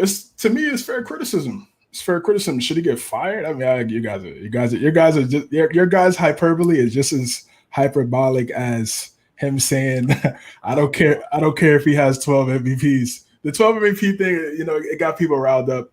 It's hyperbolic. He's obviously exaggerating. But if you look at what he's saying, he's correct. He's correct. If he has to drop back and throw the ball, it is not the same. If he is on rhythm and running the ball and they're playing play action off it, and you got to account for that dude, he's going to kill you. That's facts. That's facts. So Lamar, he's a really good quarterback. He's a really good quarterback. He's an excellent dual threat, one of the best dual threat quarterbacks we've ever seen. Does he have limitations when it comes to being a pocket guy? Yes, he does. And do I think he's tier 2? I would still put him tier 1, but definitely at the end of tier 1, because again, he does have the limitations in the pocket. I would also say he's never had an elite outside threat like those other guys. Burrow got Chase, Allen has Diggs, Brady has you name them. You know what I mean? Stafford has Cup. Brady just had so, and they had, and we're gonna get into the full list, but they got Stafford as tier 2, which I don't necessarily agree with that either. So I think again, he never had that elite outside guy, and I just feel like in the playoffs, it gets tight, and you have to win in the pocket. You have to win in the pocket, and Brady winning all these Super Bowls really, exemplified. Can't say similar things to pocket passers when they're forced to extend the play. They're not good. When they force to extend the play, they're not good. But you look at the last how many Super Bowls? They've all been pocket passers, Josh. You know what I mean? Like I'm rooting for Lamar to be that guy. Him and Josh. I feel like him and Josh and Kyler, they're guys that could break the mold and be, win a bunch of Super Bowls as dual threat guys. Allen, I agree. That's why I said I feel like he's at the end of that tier 1 list. I don't think he's better. Kyler Murray better. I don't know. He had D-Hop. I mean, it's debatable. It's very debatable for sure. But I just feel like in the playoffs he has to play better. If you play zone against him, he struggles. If you play man, you can't play man against the Ravens. You can't play man against the Ravens because if all those DBs turn their back to him, he gets a crease. It's GG. So you have to play zone, and they've struggled. I go back to that Buffalo game. They played a lot of zone against him, and he struggled to make the right reads. I want to see them get an elite guy on the outside. Hollywood Brown had a solid year when you look at the numbers, but like Matt talked about, he struggled with drops and things like that. So I want to see them get an elite guy. It looks like they're trying to, get some homegrown guys. Maybe Bateman becomes that dude in his second year. That'd be phenomenal. But when you look at the top guys that Sam just mentioned in the comments just now, those guys have elite weapons around them to succeed. So is he flawed? Does he need things he needs to work on? Absolutely. Is he dynamic in terms of his running ability? And can you win a lot of games playing that way? Absolutely. At the end of the day, if he's not there, the Ravens are a poverty franchise right now. They just are. They just are. They're in the lottery looking for a quarterback. And for him to come in after Flacco got hurt, those last 6 games, I believe, in that season, and they got to the playoffs, lost to the Chargers, and then he wins MVP right after that. He's a dynamic player, but for people to say like he's immune to criticism as a pocket passer, I just can't agree with that, because he is flawed. And if you want to win a Super Bowl, you have to be elite in the pocket. It's just fact. Stafford won a Super Bowl last year. Stafford and Burrow, they're elite. Are they mobile? Yeah. Can they move out the pocket every once in a while and get you 7 yards on a key third down? Of course. But they make their money in the pocket. So he's going to have to continue to work on that, continue to grow. And I think if he gets some better weapons around him, it makes those reads a lot easier as opposed to throwing to guys that just aren't as good. So we got Attitude Pop. How was Kyler better, dude, when he doesn't even study film? That's why he flames out every second half. He's had one of the worst playoff games I've ever seen. Was Kyler done in the league? Yeah, exactly. I don't know if you missed the show, Attitude. We just talked about that, and Kyler struggling. I think they're in that same class. I don't think he's tier 1. I think Lamar is tier 1. But now that's just a perfect transition into the rest of the tier list for Mike Sando's tier list that we have here. I'm going to pull this up for you guys. And Connie, I want to get your reaction on what you see here and how we're ranking these guys. I kind of alluded to a little spoiler and talked about how he did not have Stafford as tier 1. So here's the list here for you guys. For the listeners, we got tier 1 is, here we go. Yeah, tier 1, we got Aaron Rodgers, Patrick Mahomes, Tom Brady, Josh Allen, Joe Burrow, Justin Herbert. Tier 2 is Stafford, Matt Stafford, Russell Wilson, Deshaun Watson, Lamar Jackson, Dak Prescott, Derek Carr, Kyler Murray, and Matt Ryan. And tier 3 is Cousins, Garoppolo, Tannehill, Mack, Mayfield, Hurts, Wentz, Goff, Lawrence, and Winston. And then lastly for tier 4 is Fields, Tua, Mills, Zach Wilson, Trey Lance, Daniel Jones, Marcus Mariota, Sam Darnold, Trubisky, and Drew Lock. So, Connie, what's your thoughts on this list? This is Mike Sando. This is a clip from him in his interview on the Colin Cowherd show. Yeah, I mean, I guess my big disagreements is, and by the way, there was technically a tier 5 in this, and it was only Geno Smith. I feel so bad for the guy. I mean, Geno Smith did tier 5. I mean, tier 1, like, listen, you guys know how I am by now, because this is technically in order as well of like the amount. So Allen, I've said this, is still 1 to me. But I'm not even going to complain about placement of where everybody is.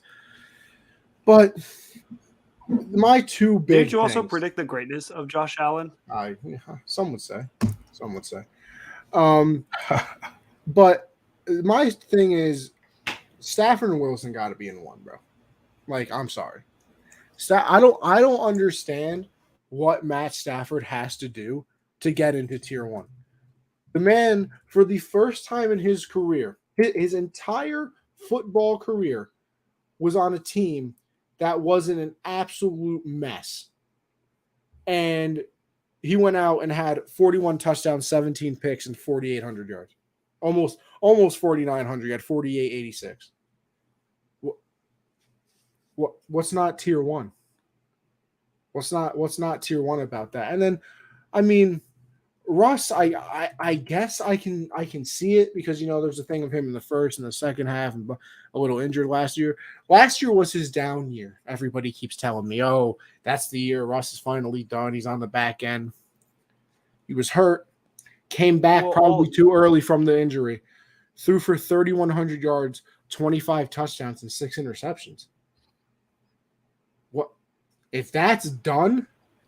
I would trade. Listen, if he's done on the back end of his career, you might as well trade him. I'll give you Mac Jones straight up. I'll give you Mac Jones straight up. Young up and comer, Bob. Like, so that's my big thing with that. And then obviously, I mean, you can look around. Matt Ryan was kind of the surprise to me in tier 2. I didn't think people still kind of respected him in that manner. I was shocked as well. That one kind of surprised me. But he's at the bottom. So. Bro, and I will listen. I'll die on this hill. I've been willing to die on it for a long time. Dak is the worst quarterback in tier 2. Stop it. I mean, I would take Matt Ryan out and put him in tier 3, but I'm taking Carr and Murray over Prescott too. Like, I agree with that. I'm telling you, Disagreement from me. That's valid. I can see that. So, and then and you know what? Let me give some love to somebody else, which might be a little bit of a surprise.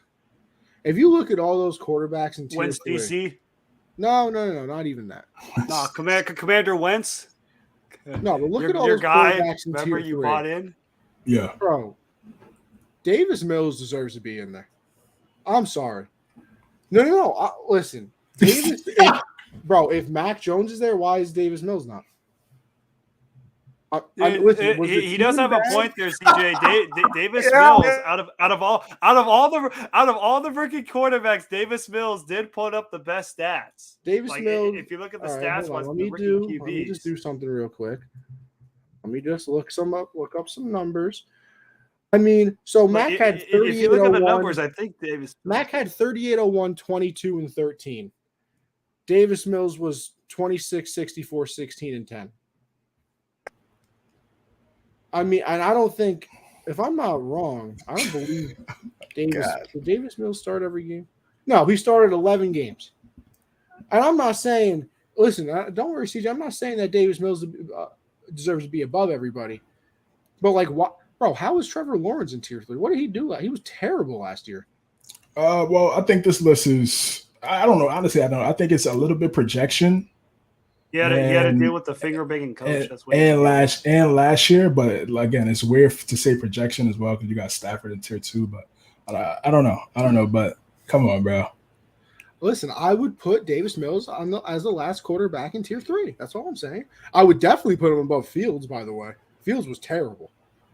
I mean, Fields was awful. He's on a terrible team, bro. So was Davis Mills. He's on the Texans. Bro, two spots apart or one spot apart, bro. Hey, but it's still below. That's still below. Whoa, one spot apart. I mean, but no, I mean, other than that, nothing really, kills me. The only thing that kills me is Stafford not being in 1. And I would say Wilson too, but he's on the decline, sure. Believe what you want. I think this upcoming year he's about to go stupid with the Broncos. So, honestly, for a list created by people with, in the NFL where sometimes it gets a little wonky, this is a pretty good list. It is a pretty good list. This is not bad. What you think about Josh's comment right here, though? Yeah, Dak traded for Matt Ryan. Which team is better? I mean, bro, I think at this point in his career, I'm not saying Dak isn't better than Matt Ryan. No. So yeah, whatever team Dak is on would be better. Like I said, I thought Matt Ryan would be in tier 3, right below Kirk Cousins, or below, whatever. So that's a little surprising to me. But no, I would say Dak is better than Matt Ryan. Yeah. So, but yeah, nothing crazy on this list for me, CJ. Nothing crazy. I'm kind of surprised because usually these lists are just tough to look at. You know what's funny? The funny part is the Seahawks quarterback, Locke, lasts in tier 4, and then the only tier 5 quarterback is their other quarterback, Geno Smith. He went from Russell Wilson because he just had to keep Pete Carroll. Yeah, all right, bro. These are guys that play football. This is football. These are coaches and executives. This is why they have their jobs. Of course, are they perfect? Absolutely not. But a lot of these other lists. This is why I like this list as well. I agree with you. I'll get to Matt. I'll get with you with Matt in a second. These guys, and they know the game. These other lists are just guys that just make a list just for clickbait. You know what I mean? Hold on, So- CJ, because this man Josh turned his listening ears off. I said Dak was the worst in tier 2, but then I also said that Matt Ryan should be in tier 3. So yeah, technically, I would put Carr and Murray over Dak, have him the last quarterback in tier 2, and then put Ryan in 3. Come on, Josh, put on those listening ears, bud. Huh? Man, what's your thoughts on this list? I'm weak. I agree with Connie as well. The only thing I would switch up is I would say Stafford deserves to be tier 1. I mean, you look at what he did last year. I mean, he literally was finally on a respectable team, and he won the Super Bowl. Like, what more does he have to do? And then just looking at the rest of the list, I mean, the rest of the list is pretty much makes sense. I mean, Geno Smith being in tier 5. I mean, his career was at a tier 5 when he got punched in the jaw and got it broken by his cornerback. That's when your career is just tier 5. You're never recovered from that. Defensive lineman, yeah. I bet you. I might have heard rumors, but I bet you New York radio went off. Oh, it was. It was so funny. New York radio was great during that. No, shout out to that's Michael wild, K. Show. But yeah, the only one I would say that might have potential is maybe Trey Lance moving up in the future, but Trey Lance is kind of like, we don't know what Trey Lance has, so it makes sense that he's in tier 4. Like, you can't put Trey Lance in a tier 3 column when he hasn't done anything yet.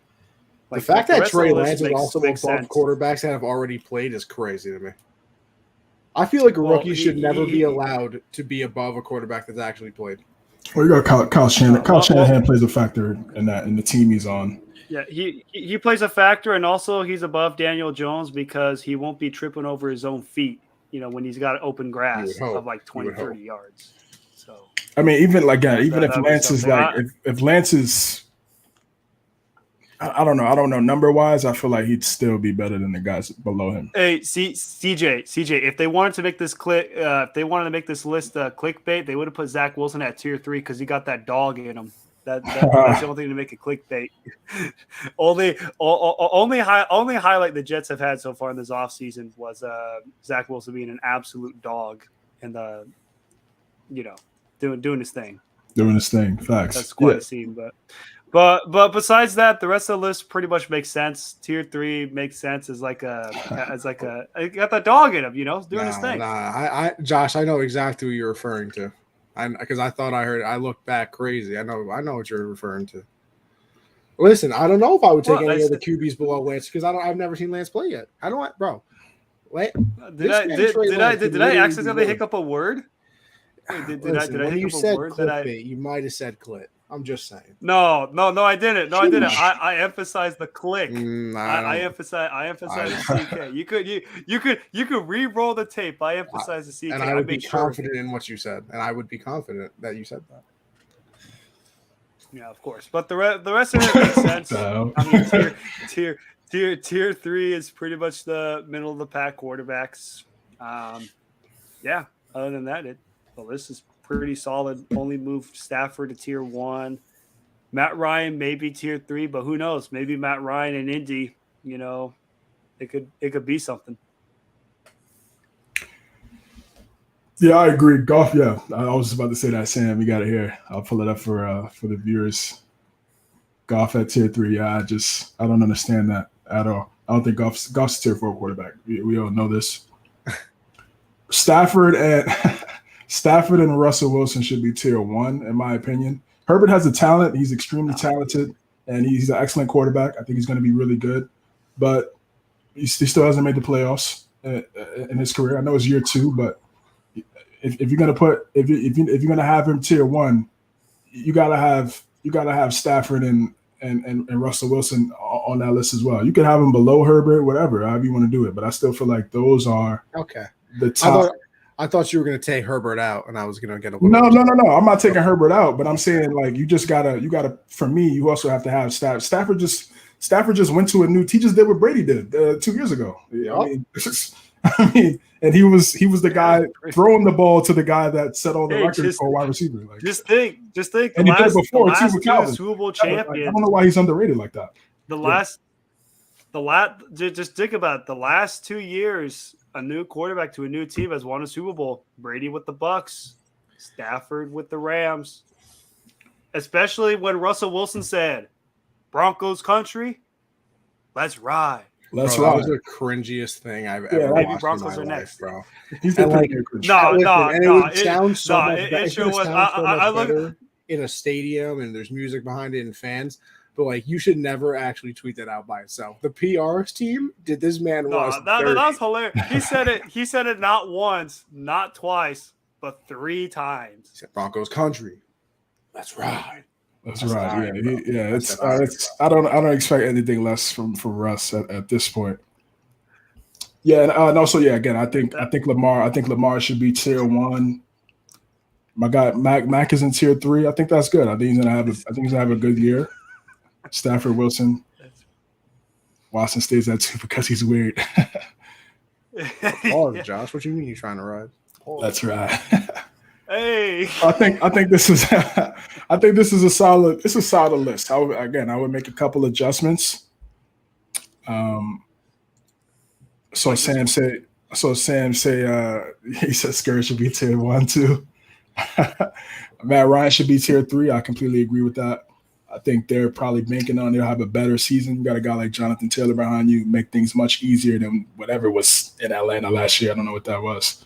So and Michael Pittman and much better coach. One thing. Here's one thing. Here's one thing I will say. Here's one thing I will say for the Indianapolis Colts. You better win more than 9 games with Matt Ryan. You better at least get double-digit wins with Matt Ryan, because with the meltdown that you had last season with Connie's boy Wentzanapolis, that was unacceptable. Like what happened against the Raiders and that 4.4 QBR rating against the Clown Town and the Jacksonville Jaguars, that was just unacceptable. Like if the Colts don't do good this year, Frank Reich should be fired immediately, because there's no way that you had 7 Pro Bowlers that you're pretty much almost bringing back. You have Jonathan Taylor, who's like probably one of the best backs in football, and you got a guy in Matt Ryan, which, hey, like Sam mentioned, should have signed Julio. That Matt Ryan Julio Jones connection could have been something special. The Colts better make the playoffs, because if they don't make the playoffs, heads are going to roll and somebody's getting fired. Because one thing is for certain, you ain't firing Chris Ballard because Joey Gallo.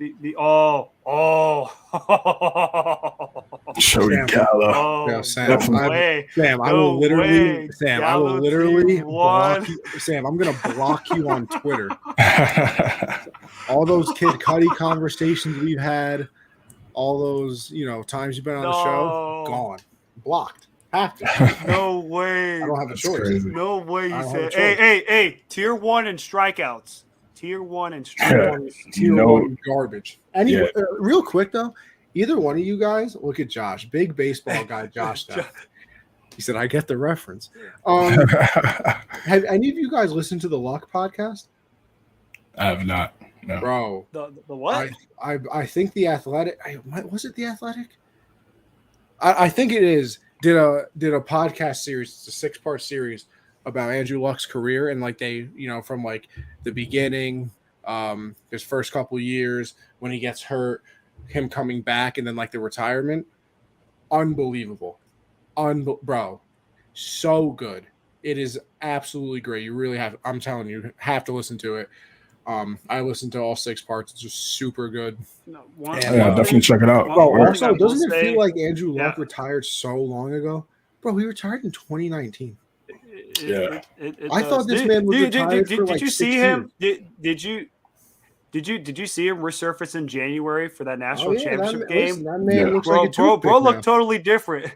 No, he looks like a toothpick. Yeah, exactly. Bro looked totally different.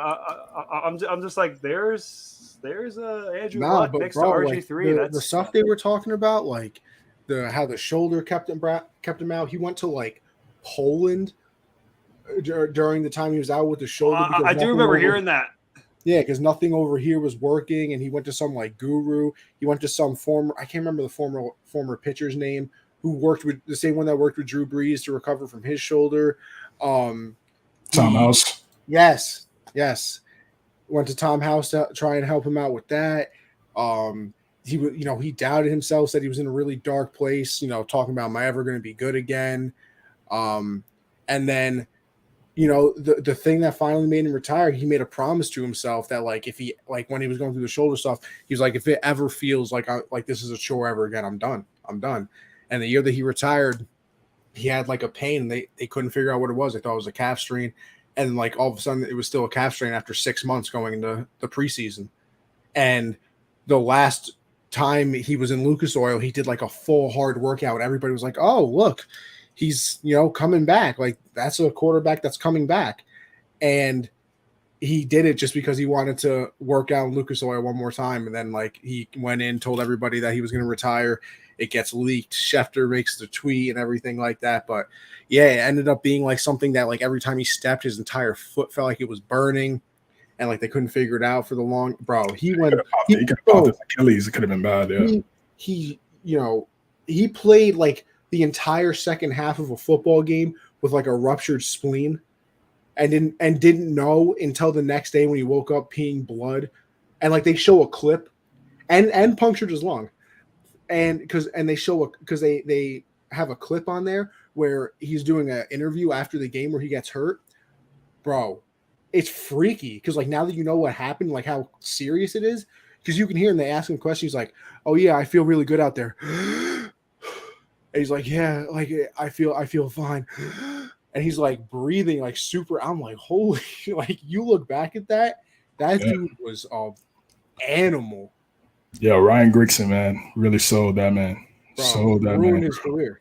He got hit like 100-something times in his first 2 years of his career. How do you let that happen? Insane. By the way, Josh, you're smoking dust. I would have taken Prime Luck over Prime Cam anytime. We didn't even see. I don't even think we saw Luck's prime, honestly. Yeah, we really didn't. Honestly, it was what 30 when he retired. Yeah, he was only in the league for 8 years, and 2 of them he was hurt because of the shoulder. Crazy. All right, let's go into record prediction. This is USA Today's record predictions and how they see the season playing out.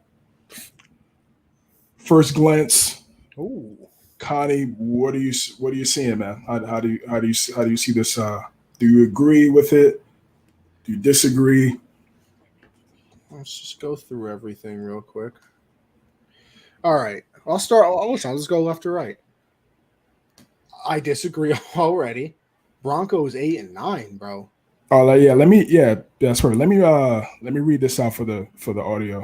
For the guys listen. AFC West, they got Chiefs winning division 11-6, Chargers 11-6, clinching the playoff berth. Raiders, that's what the asterisk means, by the way. Yeah. Raiders going 9-8, Broncos going 8-9. Interesting.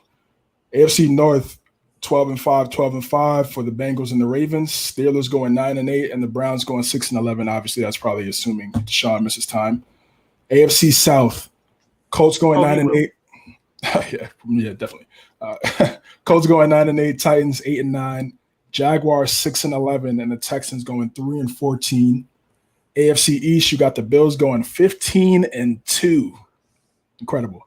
Then you got the Patriots going 10-7, clinching the playoff berth. Dolphins going 9-8, Jets going 5-12. Then in the NFC West, we got the defending champions, Los Angeles Rams going 12-5, San Francisco 49ers 10-7, Cardinals 7-10, and the Seahawks 5-12. NFC North, we got Scurris Packers going 11-6, Lions 8-9, Vikings also 8-9, Bears are 4-13 in the NFC South. Bucks going 13-4, Saints 9-8, Panthers 7-10, Falcons 2-15, and then the NFC East 11-6 for Philadelphia, 10-7 for Dallas, clinching the playoff berth. The Commanders 7-10, and the New York Giants going 5-12. This is USA Today's 2022-23 NFL record prediction. Connie, how you feeling? So yeah, I guess you start in the AFC West. I think the thing that sticks out the most, the Broncos are not going 8-9. Like, They just traded for Russ. They can't afford to. A lot of people think that they were a quarterback away, and you just got Russell Wilson. Like, how does that compute to 8 and 9? Like, I don't know their schedule off the top of my head, obviously, but only 8 wins with Russ, and they added some pieces to that defense. I don't know. I don't see 8 and 9. I've said it many a times before. I think the Chargers win the division.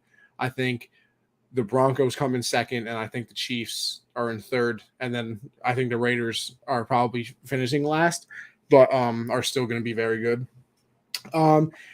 AFC, yeah, like Josh said, Broncos 10 wins minimum. I absolutely agree with that. AFC North, I don't really have anything to complain about here. I mean, I guess you can kind of pick who you think is going to be better, Ravens or Bengals. I have both of them making the playoffs as well. I don't think that the Bengals were a one-hit wonder. A lot of people worry about them, the Super Bowl hangover and everything like that. Okay. AFC South, I kind of just disagree only because I think the Colts will win more than 9 games. I think that they're kind of like I say more games up, but I probably like 10 I would have them at. I don't know. I feel like 9 and 8 just sounds wrong. I'd probably put them in the 10 range. Titans, 8 and 9. I'd probably switch it to 9 and 8. I have faith in Vrabel. He's obviously been very, very good. Bills 15 and 2. Listen, bro. Listen. I'm listening. They are. CJ, you know how I feel, bro. Yeah, I know. That's why when I saw this, I was like, let's see what Connie thinks about this. You know how I feel. I think that this could be very accurate. I do. Listen, you got Von Miller, you got Josh Allen MVP season coming up.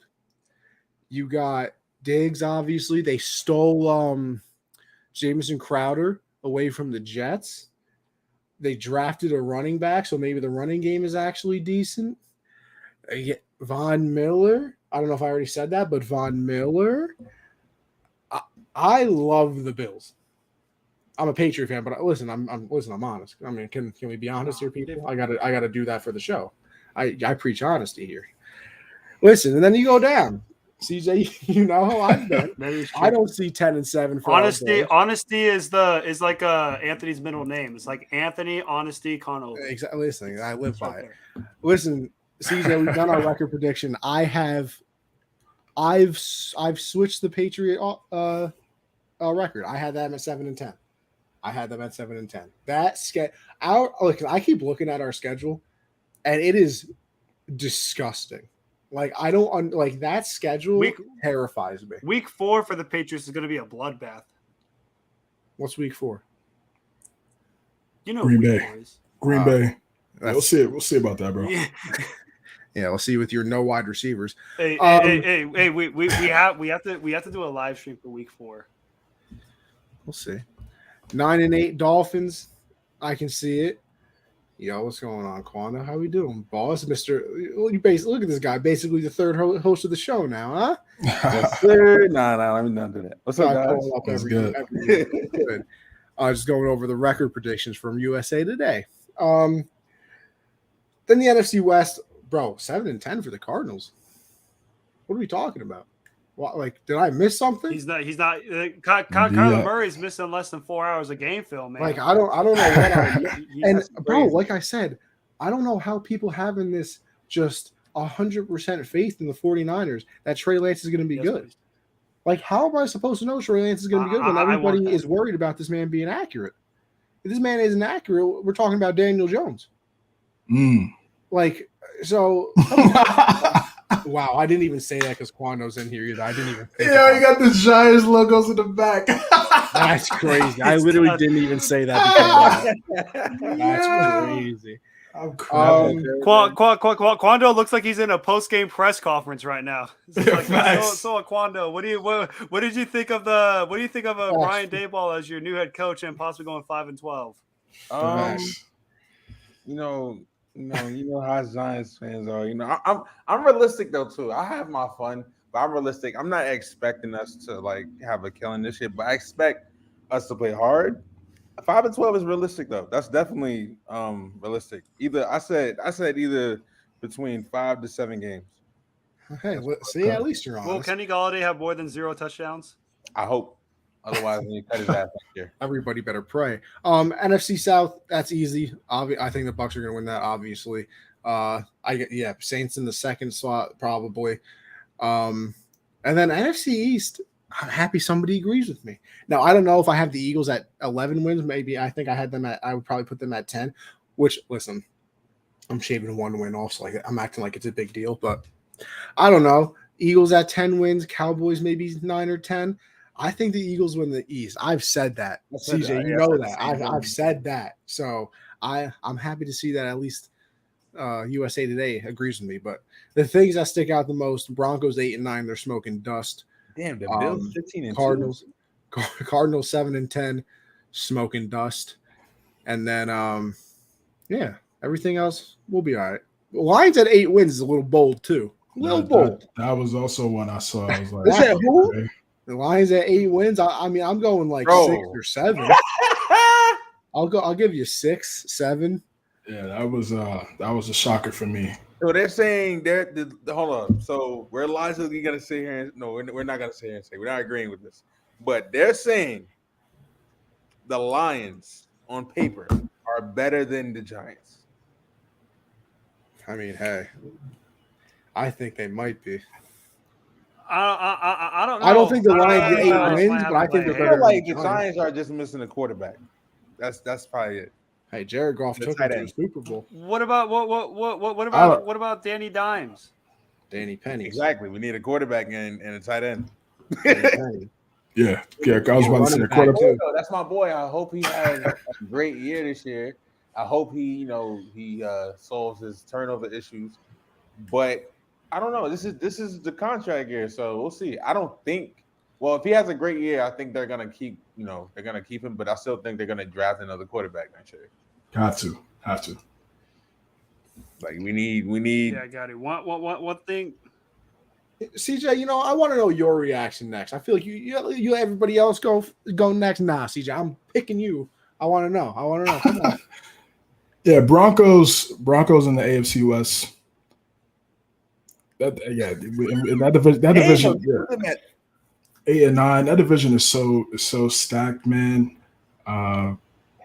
But Vegas is good too. Raiders are good. They have a stacked roster as well. So it's like they have better. To me, they have better weapons on the outside than the Broncos. So I could see. According to Devontae Adams, he's going from one Hall of Fame QB to another. We got next 5 years. We see how Carr plays. He could be in that discussion as of today. His numbers are trending. His numbers are trending. He's 31. Definitely. He's always trying to start problems, bro. Look at that. I'm crying. Yeah, so that one has alarmed me a little bit, but then not so much. Patriots under 10 wins. I disagree. I do. I just gonna go at it all year, and I hope I'm wrong. I never wanted to be more wrong in my life. AFC North. Connie, what would you do if the Giants had a better record than the Patriots? I'm done. I'm good. Impossible. Yeah, but what if? I'm good. I don't even partake in that hypothetical. Would you have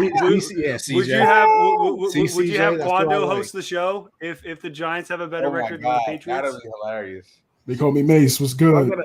I'm gonna put up every Patriot and Giant Super Bowl highlight. That's fine. I'll pull out the 6 Super Bowl highlights that we got. Yeah, I don't see that happening. No point in even getting into that. So AFC North, Ravens and Bengals definitely gonna be their division just because again what's going on with number 4 over there in Cleveland, and then AFC South looks about right. Looks about right, man. I think the Colts should win that division. I think Ryan is a better quarterback than Ryan Tannehill, so I can definitely see that. Sam Darren says Sean McVay turned off the film of Cole Strange because he thought he would be there in the 3rd round. Yeah, that one still gets me, bro. I can't lie.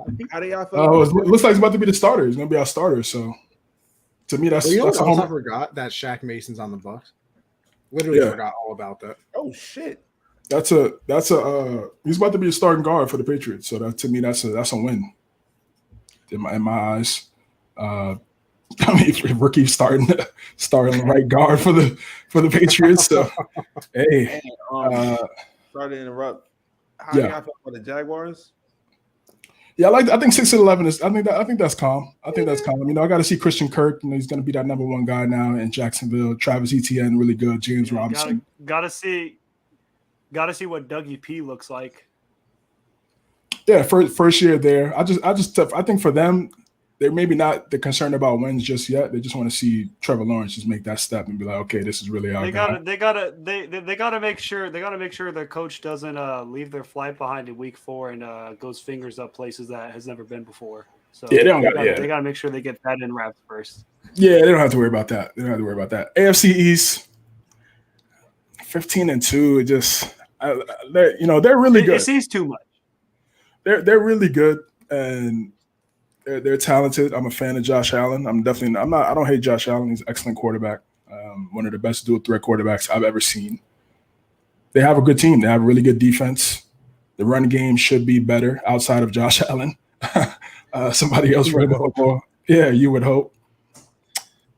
It's possible. Yeah, I got to see it. I just got to see it, man. I think the AFC East is really. I mean, I don't think the Jets are going to be great, but I think they'll be competitive. I think the Dolphins have a really good roster. We'll see how good Tua is. And again, we went 1-1 with Buffalo last year. You could talk about the game, 2 passes. It is what it is. We got the dub in Buffalo. So, yeah. So, 15-2. We'll see what happens with that. And then in the NFC, I would expect the Cardinals to be a little bit better than 7-10. NFC North, Lions. He's high on they're high on the Lions. I just don't see it. I mean, Jameson Williams probably won't play until November. He's extremely talented. I like Amar St. Brown. I like DeAndre Swift. They have some guys. Hawkinson is really good at tight end. Penesu should improve in year 2 as a left tackle. But I just don't know if I could say 8 wins right now. I think the Vikings are going to be better than the Lions. I think they have a better roster on offense. Defensively, they went from what they were last to I don't know what they got to be at least middle of the pack next year if they even want to get into the playoffs. Bucks, I mean NFC South looks calm. It looks calm to me. This seems about right. And then NFC East for the last division. Yeah. This looked like how it's going to play out. It's going to be close. Between the division is always close. I don't think there's been a repeat division winner in the NFC East since 2005. Since 2004. Well, yeah, 2004 with McNabb and the Eagles. So there you go. 9-8 with Kenny Pickett. Yeah. Nah. Yeah. Here's one thing I will say. Here's one thing I will say based off these predictions. For the most part, I think the AFC is correct. The only thing I would switch is the Broncos and the Raiders. I still think the Chiefs are going to win the division, followed by the Chargers. If you're the Broncos, though, the Broncos got to be one of the teams under the most pressure because what has been the Broncos' excuse for being terrible ever since Peyton Manning retired? Oh, we're a quarterback away. Wah. You got your quarterback now in Russell Wilson. You got the let Russ cook experiment, which I always say is good for about 6 to 8 weeks before it burns out. So you gotta capitalize if you got Russ. But hey, who knows? Maybe let Russ cook will last longer because he said Broncos country, let's ride. Obviously in a soothing tone that motivates the troops. But you also got to think Denver has a new coach. They got the Packers boy Nathaniel Hackett. Right. So we'll see what that boy Hackett can do. Same thing with Josh McDaniels. Last time Josh McDaniels was the head coach, it was not a pretty sight. So maybe he's learned his ways, with the Vegas Raiders. But time will tell. But for the most part, the only thing I would switch is the Broncos and the Raiders. AFC North, I think it's pretty much going to be the same. Ravens and Bengals, like I mentioned earlier, are going to be battling in the division. Steelers will be in 3rd place because Pittsburgh always finds a way to meddle in the middle. Now, do I think they go 9-8? No, I think they're going to be below 500, maybe like 6 or 7 wins. And then the Browns are the Browns. They got a guy who can't keep his hands off of masseuses. He's probably going to be out 6 to 8 games. And then, I mean, you look at the QB room is going to be Jacoby Brissett and a guy who said they made 9 mistakes over me and Josh Rosen. That's not a promising QB room. So Browns are going to be the Browns, and they're going to suck. The AFC North pretty much makes sense. If you're the Colts, you better win more than 9 games. I stated that earlier. You got Matt Ryan. You got Jonathan Taylor. You got a respectable defense. You better win that division. If you don't win that division, Frank Reich's got to go. I don't care, what his resume is. He's only made the playoffs once. It's unacceptable. He's got to do better. Tennessee, makes sense that they have 8 wins. They're pretty much relying on Derrick Henry, which I don't understand why, because you relied on him last year and you basically ran him to the ground with injury. And, they could be worse than 8 I don't get what they're doing. It's a little friendly. That's a little friendly. No AJ Brown. Yeah, it's friendly, especially when you got Tannehill as your quarterback. It's very, very friendly. Very friendly. Jacksonville at 6 wins, it makes sense. I mean, if you're the Jaguars, you better hope to improve, because I've never seen a team worse than the Jaguars last year. And then the Texans is just, at least you don't got to worry about Deshaun Watson anymore. At least you got a bunch of draft picks. And now you can just have fun with, isn't there a new coach? Isn't it Lovie Smith? Yes, it is. It is Lovie Smith. Great beard. Yeah, because I remember Lovie Smith when he was with the Bears, he didn't have a beard. Like, he's got a big old beard now, but back when he was with the Bears, he didn't have one. Yeah. AFC East is pretty much the same. I think the Bills record 15-2. I think that's too high. I think a respectable 12 to 13 wins makes the most sense. You always see this with predictions. You always see a team that, astronomical amount of 15 wins, when in reality, they'll probably win 12 to 13 games. Pats at 10 wins makes sense. Pats and Dolphins are going to be interesting, though, because I really feel like those two teams are going to be battling for second and third. Like, it's going to be very 50-50. I feel like whoever wins that season series is most likely going to be second place. And you also got to look at, if you're the Dolphins, Tua better step up. Tua, you better move out of tier 4, or you better be in tier 3, because you got a lot of things to work on. I mean, Tyreek Hill's really bought into you. He said a lot of high praises. So you better not be Tua turn the ball over, and you better be Tua Tonga Viola. Like, I better say your name. I don't want to keep on saying turn the ball over because you turn the ball over. I want to say Tua Tonga Viola. Like, you got to say it. Have to. And also their head coach Mike McDaniels. It's 50-50. The way how he looks, the way how he sounds, you're either going to do really well or you're going to do really bad. There's no in between. And then the Jets with 5 wins. Hey, Zach Wilson got that dog in him. If you could get 5-6 wins.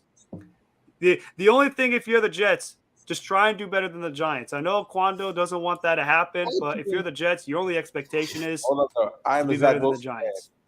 I'm a Zach Wilson fan, though. That's what We all are. Hey, I think we all are, especially with those dudes in the offseason. That boy's a player. Hey, he's a dog. That boy, that man knows how to find experience off the field, if you know what I mean. Yes, sir. And then in the NFC West, in the NFC West, you look at it from a standpoint of, it makes sense. I see the Rams winning the division. I see the Niners getting second. I don't see the Cardinals getting 7 wins, though. I do see them finishing third, but I do think they're going to be like a 9 to 10 win team. I think you have to be. You pay Kyler Murray $230 million and basically tell him to watch 4 hours of film. You better win more than 7 games. If you don't, then that's just comedy. And then the Seahawks are just dead. You got to call them the Sea Chickens now. They're dead because they got Geno Smith, who's in tier 5, or Drew Lock, who's only known for knowing the words to put on by Jeezy. Like, that's a tough scene. NFC North. It's one of those to where you look at. I know the Green Bay Packers will win the division. I could see them winning anywhere from 11 to 13 games. So I feel like that's a respectable record, 11-6.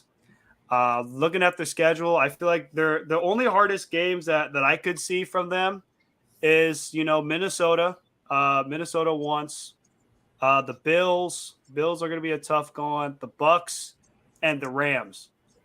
I feel like besides that, well, yeah, we're probably going to have like 3 to 4 losses. Like, I wouldn't be shocked if we win anywhere from 11 to 13 games. Like, that's reasonable. Lions, too high of a standard. Ain't no way the Lions are winning 8 games. I'm sorry. They're probably going to win like 4 games. Like, it's unfortunate. It's unfortunate. You want to see Dan Campbell biting some kneecaps, but I don't think he's going to be biting too many of those kneecaps. He's not going to be biting 8 kneecaps. That's just not going to happen. He's probably going to be biting more respectably about 5 to 6. And then the Vikings, you better hope you win more than 8 games, because you look at that offense of Kirk Cousins, you got Dalvin Cook, Justin Jefferson, the gritty master, and then Adam Thielen as your offense. Like, you got to. I know Kevin O'Connell is a new head coach there. You know, he's a Sean McVay disciple. You know, we've seen Sean McVay's coaching tree so far pretty successful. I mean, look at my guy Matt LaFleur, same name as me, and you know what's the similarities for us? We winning in life. You know, that's what we do. And then, you know, you look at it. Also, you got Zach Taylor, who's starting to turn the Bengals around. You know, the Bengals just made it to the Super Bowl. Now let's see if Kevin O'Connell could follow that same track record with Minnesota. Because I feel like Minnesota's going to be second place. I think it's going to be Green Bay, Minnesota, Detroit, and then the Bears. The Bears are just absolutely terrible. They don't know what they're going to do on the field, and they also don't know what they're going to do with Soldier Field. Like, are they going to renovate it? Are they going to move on from it? Bears got a lot of problems. And then you also look at the NFC South. NFC South makes sense. Bucks are obviously going to win that division. Bucks will probably be 13-4, and 2 of those losses will be to the Saints. You know, that's just a fact. And then the Saints are the Saints are one of those teams to where I think 9-8 is respectable. I feel like that's kind of like their motto. They're probably going to be right in the middle, especially when you got when you got Jameis Winston, the man who dances with a torn ACL. I mean, I love his vibe. I love his energy. I don't know if you guys see it in the offseason. I sent a video of this to CJ. I think it was like a month ago when he had like a motivational speech, like his receivers, like just hearing Jameis Winston, just whatever Jameis does, I don't know what it is. It's just hilarious. Just like there's a different energy with him. So like I can see dude.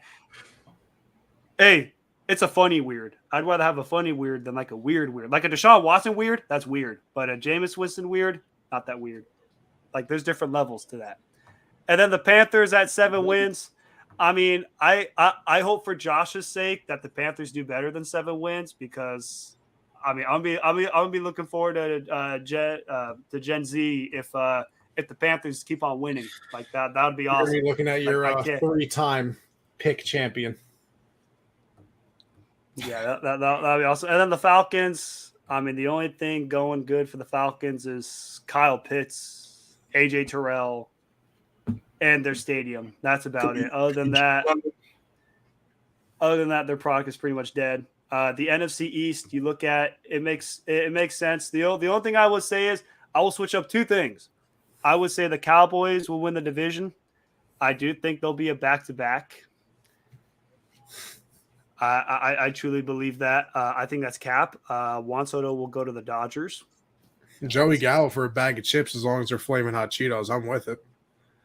Flaming hot Cheetos. I thought that was breaking news just now. I'm about to get on my phone. What's going on? No, but looking at the NFC East, I think the Cowboys win the division, but I do think 10-11 wins make sense for both them and the Eagles. One thing I will say, though, is this may be a hot take. This may be accurate. I'm going to say this, and Quando's going to love this. Giants will be 3rd place. That's right. I believe in the Giants. I think the Giants are going to find a way. I think they're going to be in 3rd place. I think they're going to win around 6 to 7 games, and I got no faith in the Commanders whatsoever. I got no faith in Commander Wentz. After what he did in Wentz-Annapolis, it was a disaster. I got no faith in him whatsoever. I would rather trust Geno Smith than Carson Wentz at this point. It's that bad. And I got no faith in the Washington Commanders whatsoever. Their logo is trash. Their helmet is trash. Their outfit is trash. Everything about them is trash. They got sewage leaking from Fanning Field. Like the Commanders, you should honestly just relocate from Washington D.C. and just go somewhere else. Go to Alaska. We don't how you really feel, man. We don't care. Like the Commanders, like the only thing going for them is just the defense. Like Scary Terry, I don't know why you got an extension with the Commanders. You should just requested a trade on out of there, because you ain't doing yourself any favors when you got Carson Wentz as your quarterback. That's That's like Stephen A. Smith would say a bona fide scrub. I'm sorry, he can't play. Like ever since that ACL injury, I don't know what happened to him. Something just changed where he's not that guy anymore. He's not that guy. I'd rather have Zach Wilson instead of you're Carson. All right. Like it's that bad. It's gone to that point. But anyways, looking at the NFC East, I think it's going to be the Cowboys, the Eagles, the New York Giants at third place, and then the Commanders at fourth. All right. That shit. You said what happened? I said Anthony's not feeling that shit at all. hell no. Bugging out. No, trust me. I mean, like I liked Carson Wentz, but after what he did last year in Indy, You just said you would take Zach Wilson over him. Like, damn. yeah, he's got essentially the same ceiling, but except he's a couple years younger. Like, come on now. This man almost won an MVP, bro. Yeah, He was the MVP till he tore his ACL. yeah. Then he hasn't been the same since. I blame the Eagles. Yeah, I'm not getting into that. That's a mid off. Yeah, I can have that. Yeah, I can have that mid off. It's a But all right, last topic of the day of the show. We got some more Madden ratings. Madden 23 ratings out August. they disrespected my boy Jamar Chase with that Madden rating for a top 10 Yeah. receiver. That's BS. Ain't Yeah, no we way did. he should have been lower than a 90. Yeah, we broke that down last week. That's a fact. I completely agree with you, brother.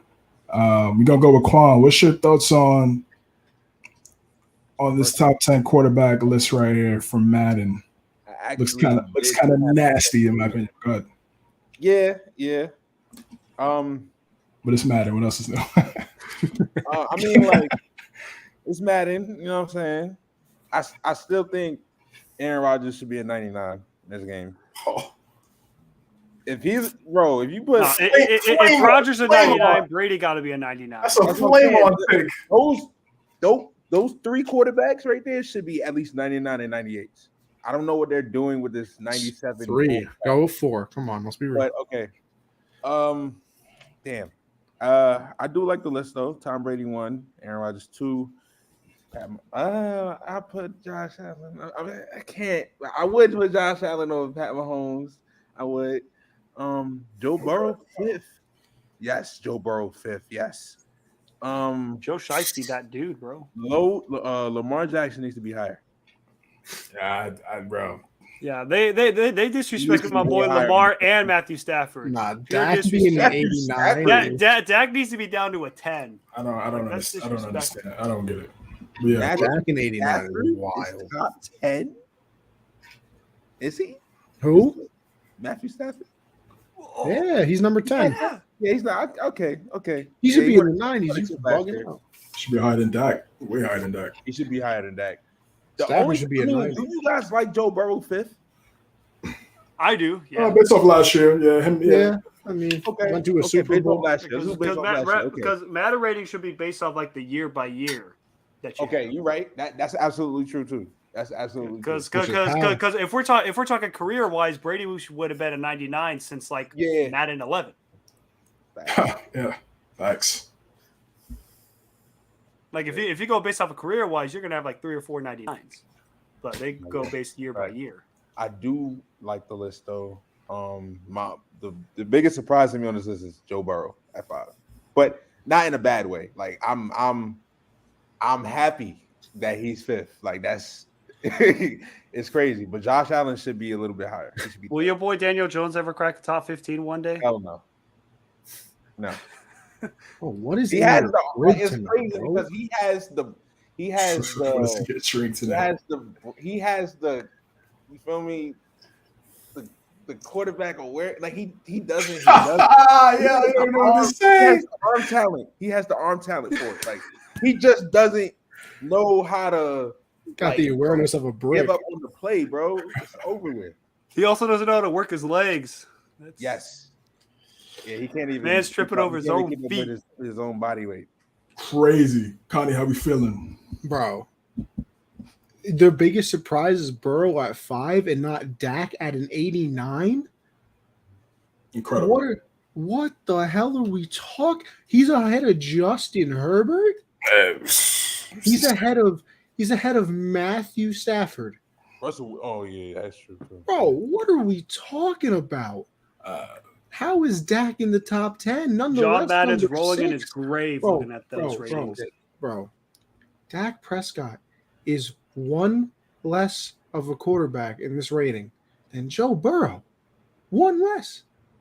What are we doing? Yo, shout out this comment, bro. This is the worst one so far. Yeah, it's the bar. This is the worst, like by far. But like top 5, sure. After that, this is a mess. And even the top 5 don't make sense because, all right, let's do this. Rodgers, Brady, 99. You move Mahomes up to a 97. You make Allen probably a 96, 97. You move Burrow up. You move Burrow up to a 95. You probably put Stafford, bro. I'm putting Stafford has to be at least a 93. I'm putting Stafford at a 93. I'm making Herbert a 90. I'm making, bro, Dak's like an 84. Yeah, Dak shouldn't be on this list. I mean, Lamar. If anything, Dak should be like 10. Russ, I'd probably make like an 88. Like, where's my son Derek Carr at? I think everybody on here should be a 90 except Dak. Yeah. Yes, you can say that. It's Madden. Like, Lamar got the run. Lamar and Josh got the running ability. I don't know how they come up with Dak at 6. That's weird. I mean, lost it. I feel like Amelia Earhart right now. He's not a better running quarterback than Josh or Lamar or Russell Wilson. He's not a better passer than Matthew Stafford or Justin Herbert. I don't understand it. Yeah, it doesn't make this list doesn't make sense at all. I agree as well. I look at the list. The top 5 makes sense. I see Brady 1, Rodgers 2 makes sense. Mahomes 3, Allen 4, Burrow 5 makes sense. But I don't understand what people see in Dak to have him ranked number 6. Yeah. I don't see it. He's the new Pat Stafford. Like before Matt Stafford won his ring and claimed his name back, he was originally Pat Stafford. He was the OG. But now it's Stat Prescott. That's gonna be his new code name now because that's all he does is pad stats. That's it. He's irrelevant. Like there's no way he should be an 89 overall. It's ridiculous. He should be like if we're going to adjust the list, Herbert should be up at 6. Wilson should be 7. Lamar should be 8. I mean, this may be a hot take. I might even go with Lamar over Herbert and then have Herbert run underneath. It may be a hot take. It may be a hot take for some people, but I just feel like if you were to put the both QBs on the same team, like Lamar is more important to their team than Herbert by a slim margin. They're very close. But if you were to take Herbert off the Chargers, they might survive. But if you take Lamar off the Ravens, they'd fall off a cliff. Like there's a different level. I mean, there's different levels. I see where you're coming from, but I mean, the Chargers won the lottery to get Herbert, so that's the Chargers without Herbert right there. At the 5th pick, it's similar. The backup quarterback to the Chargers is Chase Daniel. Yeah. Yeah, well, I mean, it's the same. It's the same for both guys. But looking at the rest of the team, like the Chargers are loaded all around. Like, yeah, Herbert puts them over the top, but like Keenan Allen, Mike Williams, his defense is looking top tier. No question. If Herbert is out 3 weeks, like the Chargers could survive. Now a whole season, obviously they're dead. Like they could survive. You think so? Fogging out in the AFC West. Hell no. No chance. Bro, they're getting 5 wins. 5 wins, maybe. But yeah, looking at this list, like I still don't understand how Stafford gets disrespected with an 85 overall when the man literally had 4,800 yards, 41 touchdowns, and won a Super Bowl. Like, how does he not get a 90? It's the same thing with Cooper Kupp. How the hell does Cooper Kupp not get a 99, but gets a 98 when that fucker won a triple crown and the Super Bowl MVP? Like, what do you need to do to get a 99 overall? The man literally did it all. Yeah. How do you get a 98? Like, that's just like that. That's just like saying, like, oh, like Anthony, you know what? You're doing well. You're doing all this. I'm sorry. You're getting a 90. Like, your life overall, it may be a 99, but we're giving you a 98. just because you missed one thing. I'd be a 100 overall. Well, I know you would be. I know you'd be a 100 overall. 100. But First ever. yeah, you'd be the first ever. But just some of the ratings that I saw, like it made no sense. Like that QB rating, like how is Dak an 89? How is he higher than Lamar, than Herbert, and Russ? How? And then also Stafford just won the Super Bowl. Like if you just won the Super Bowl, you should be a guaranteed 90 plus overall. Guaranteed.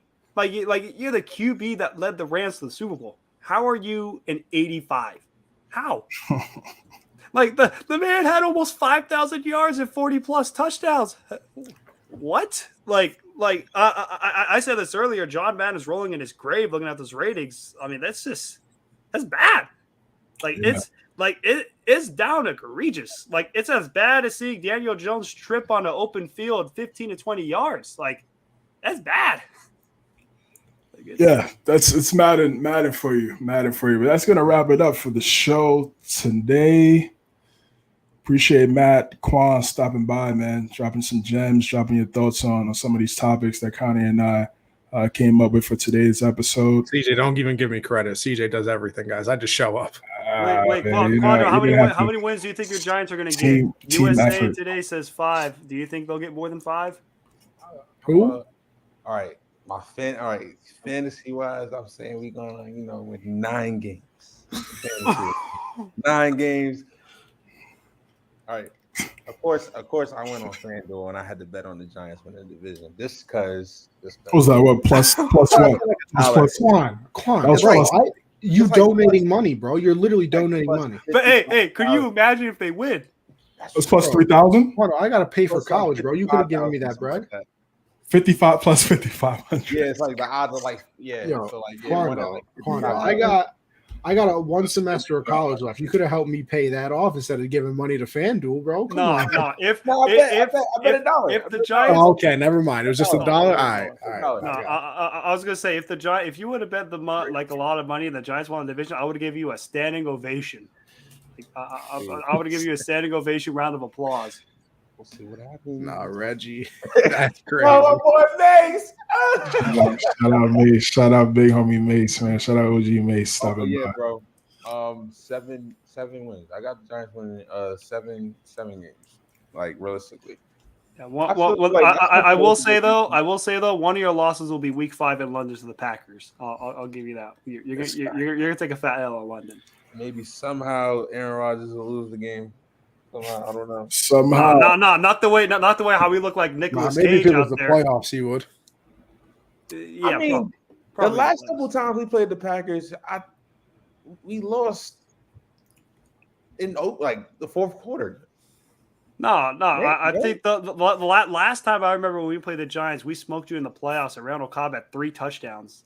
Oh, that's when Odell dropped passes. No, that's when that's when your Giants started to collapse. I remember that because you went on the boat trip. Facts.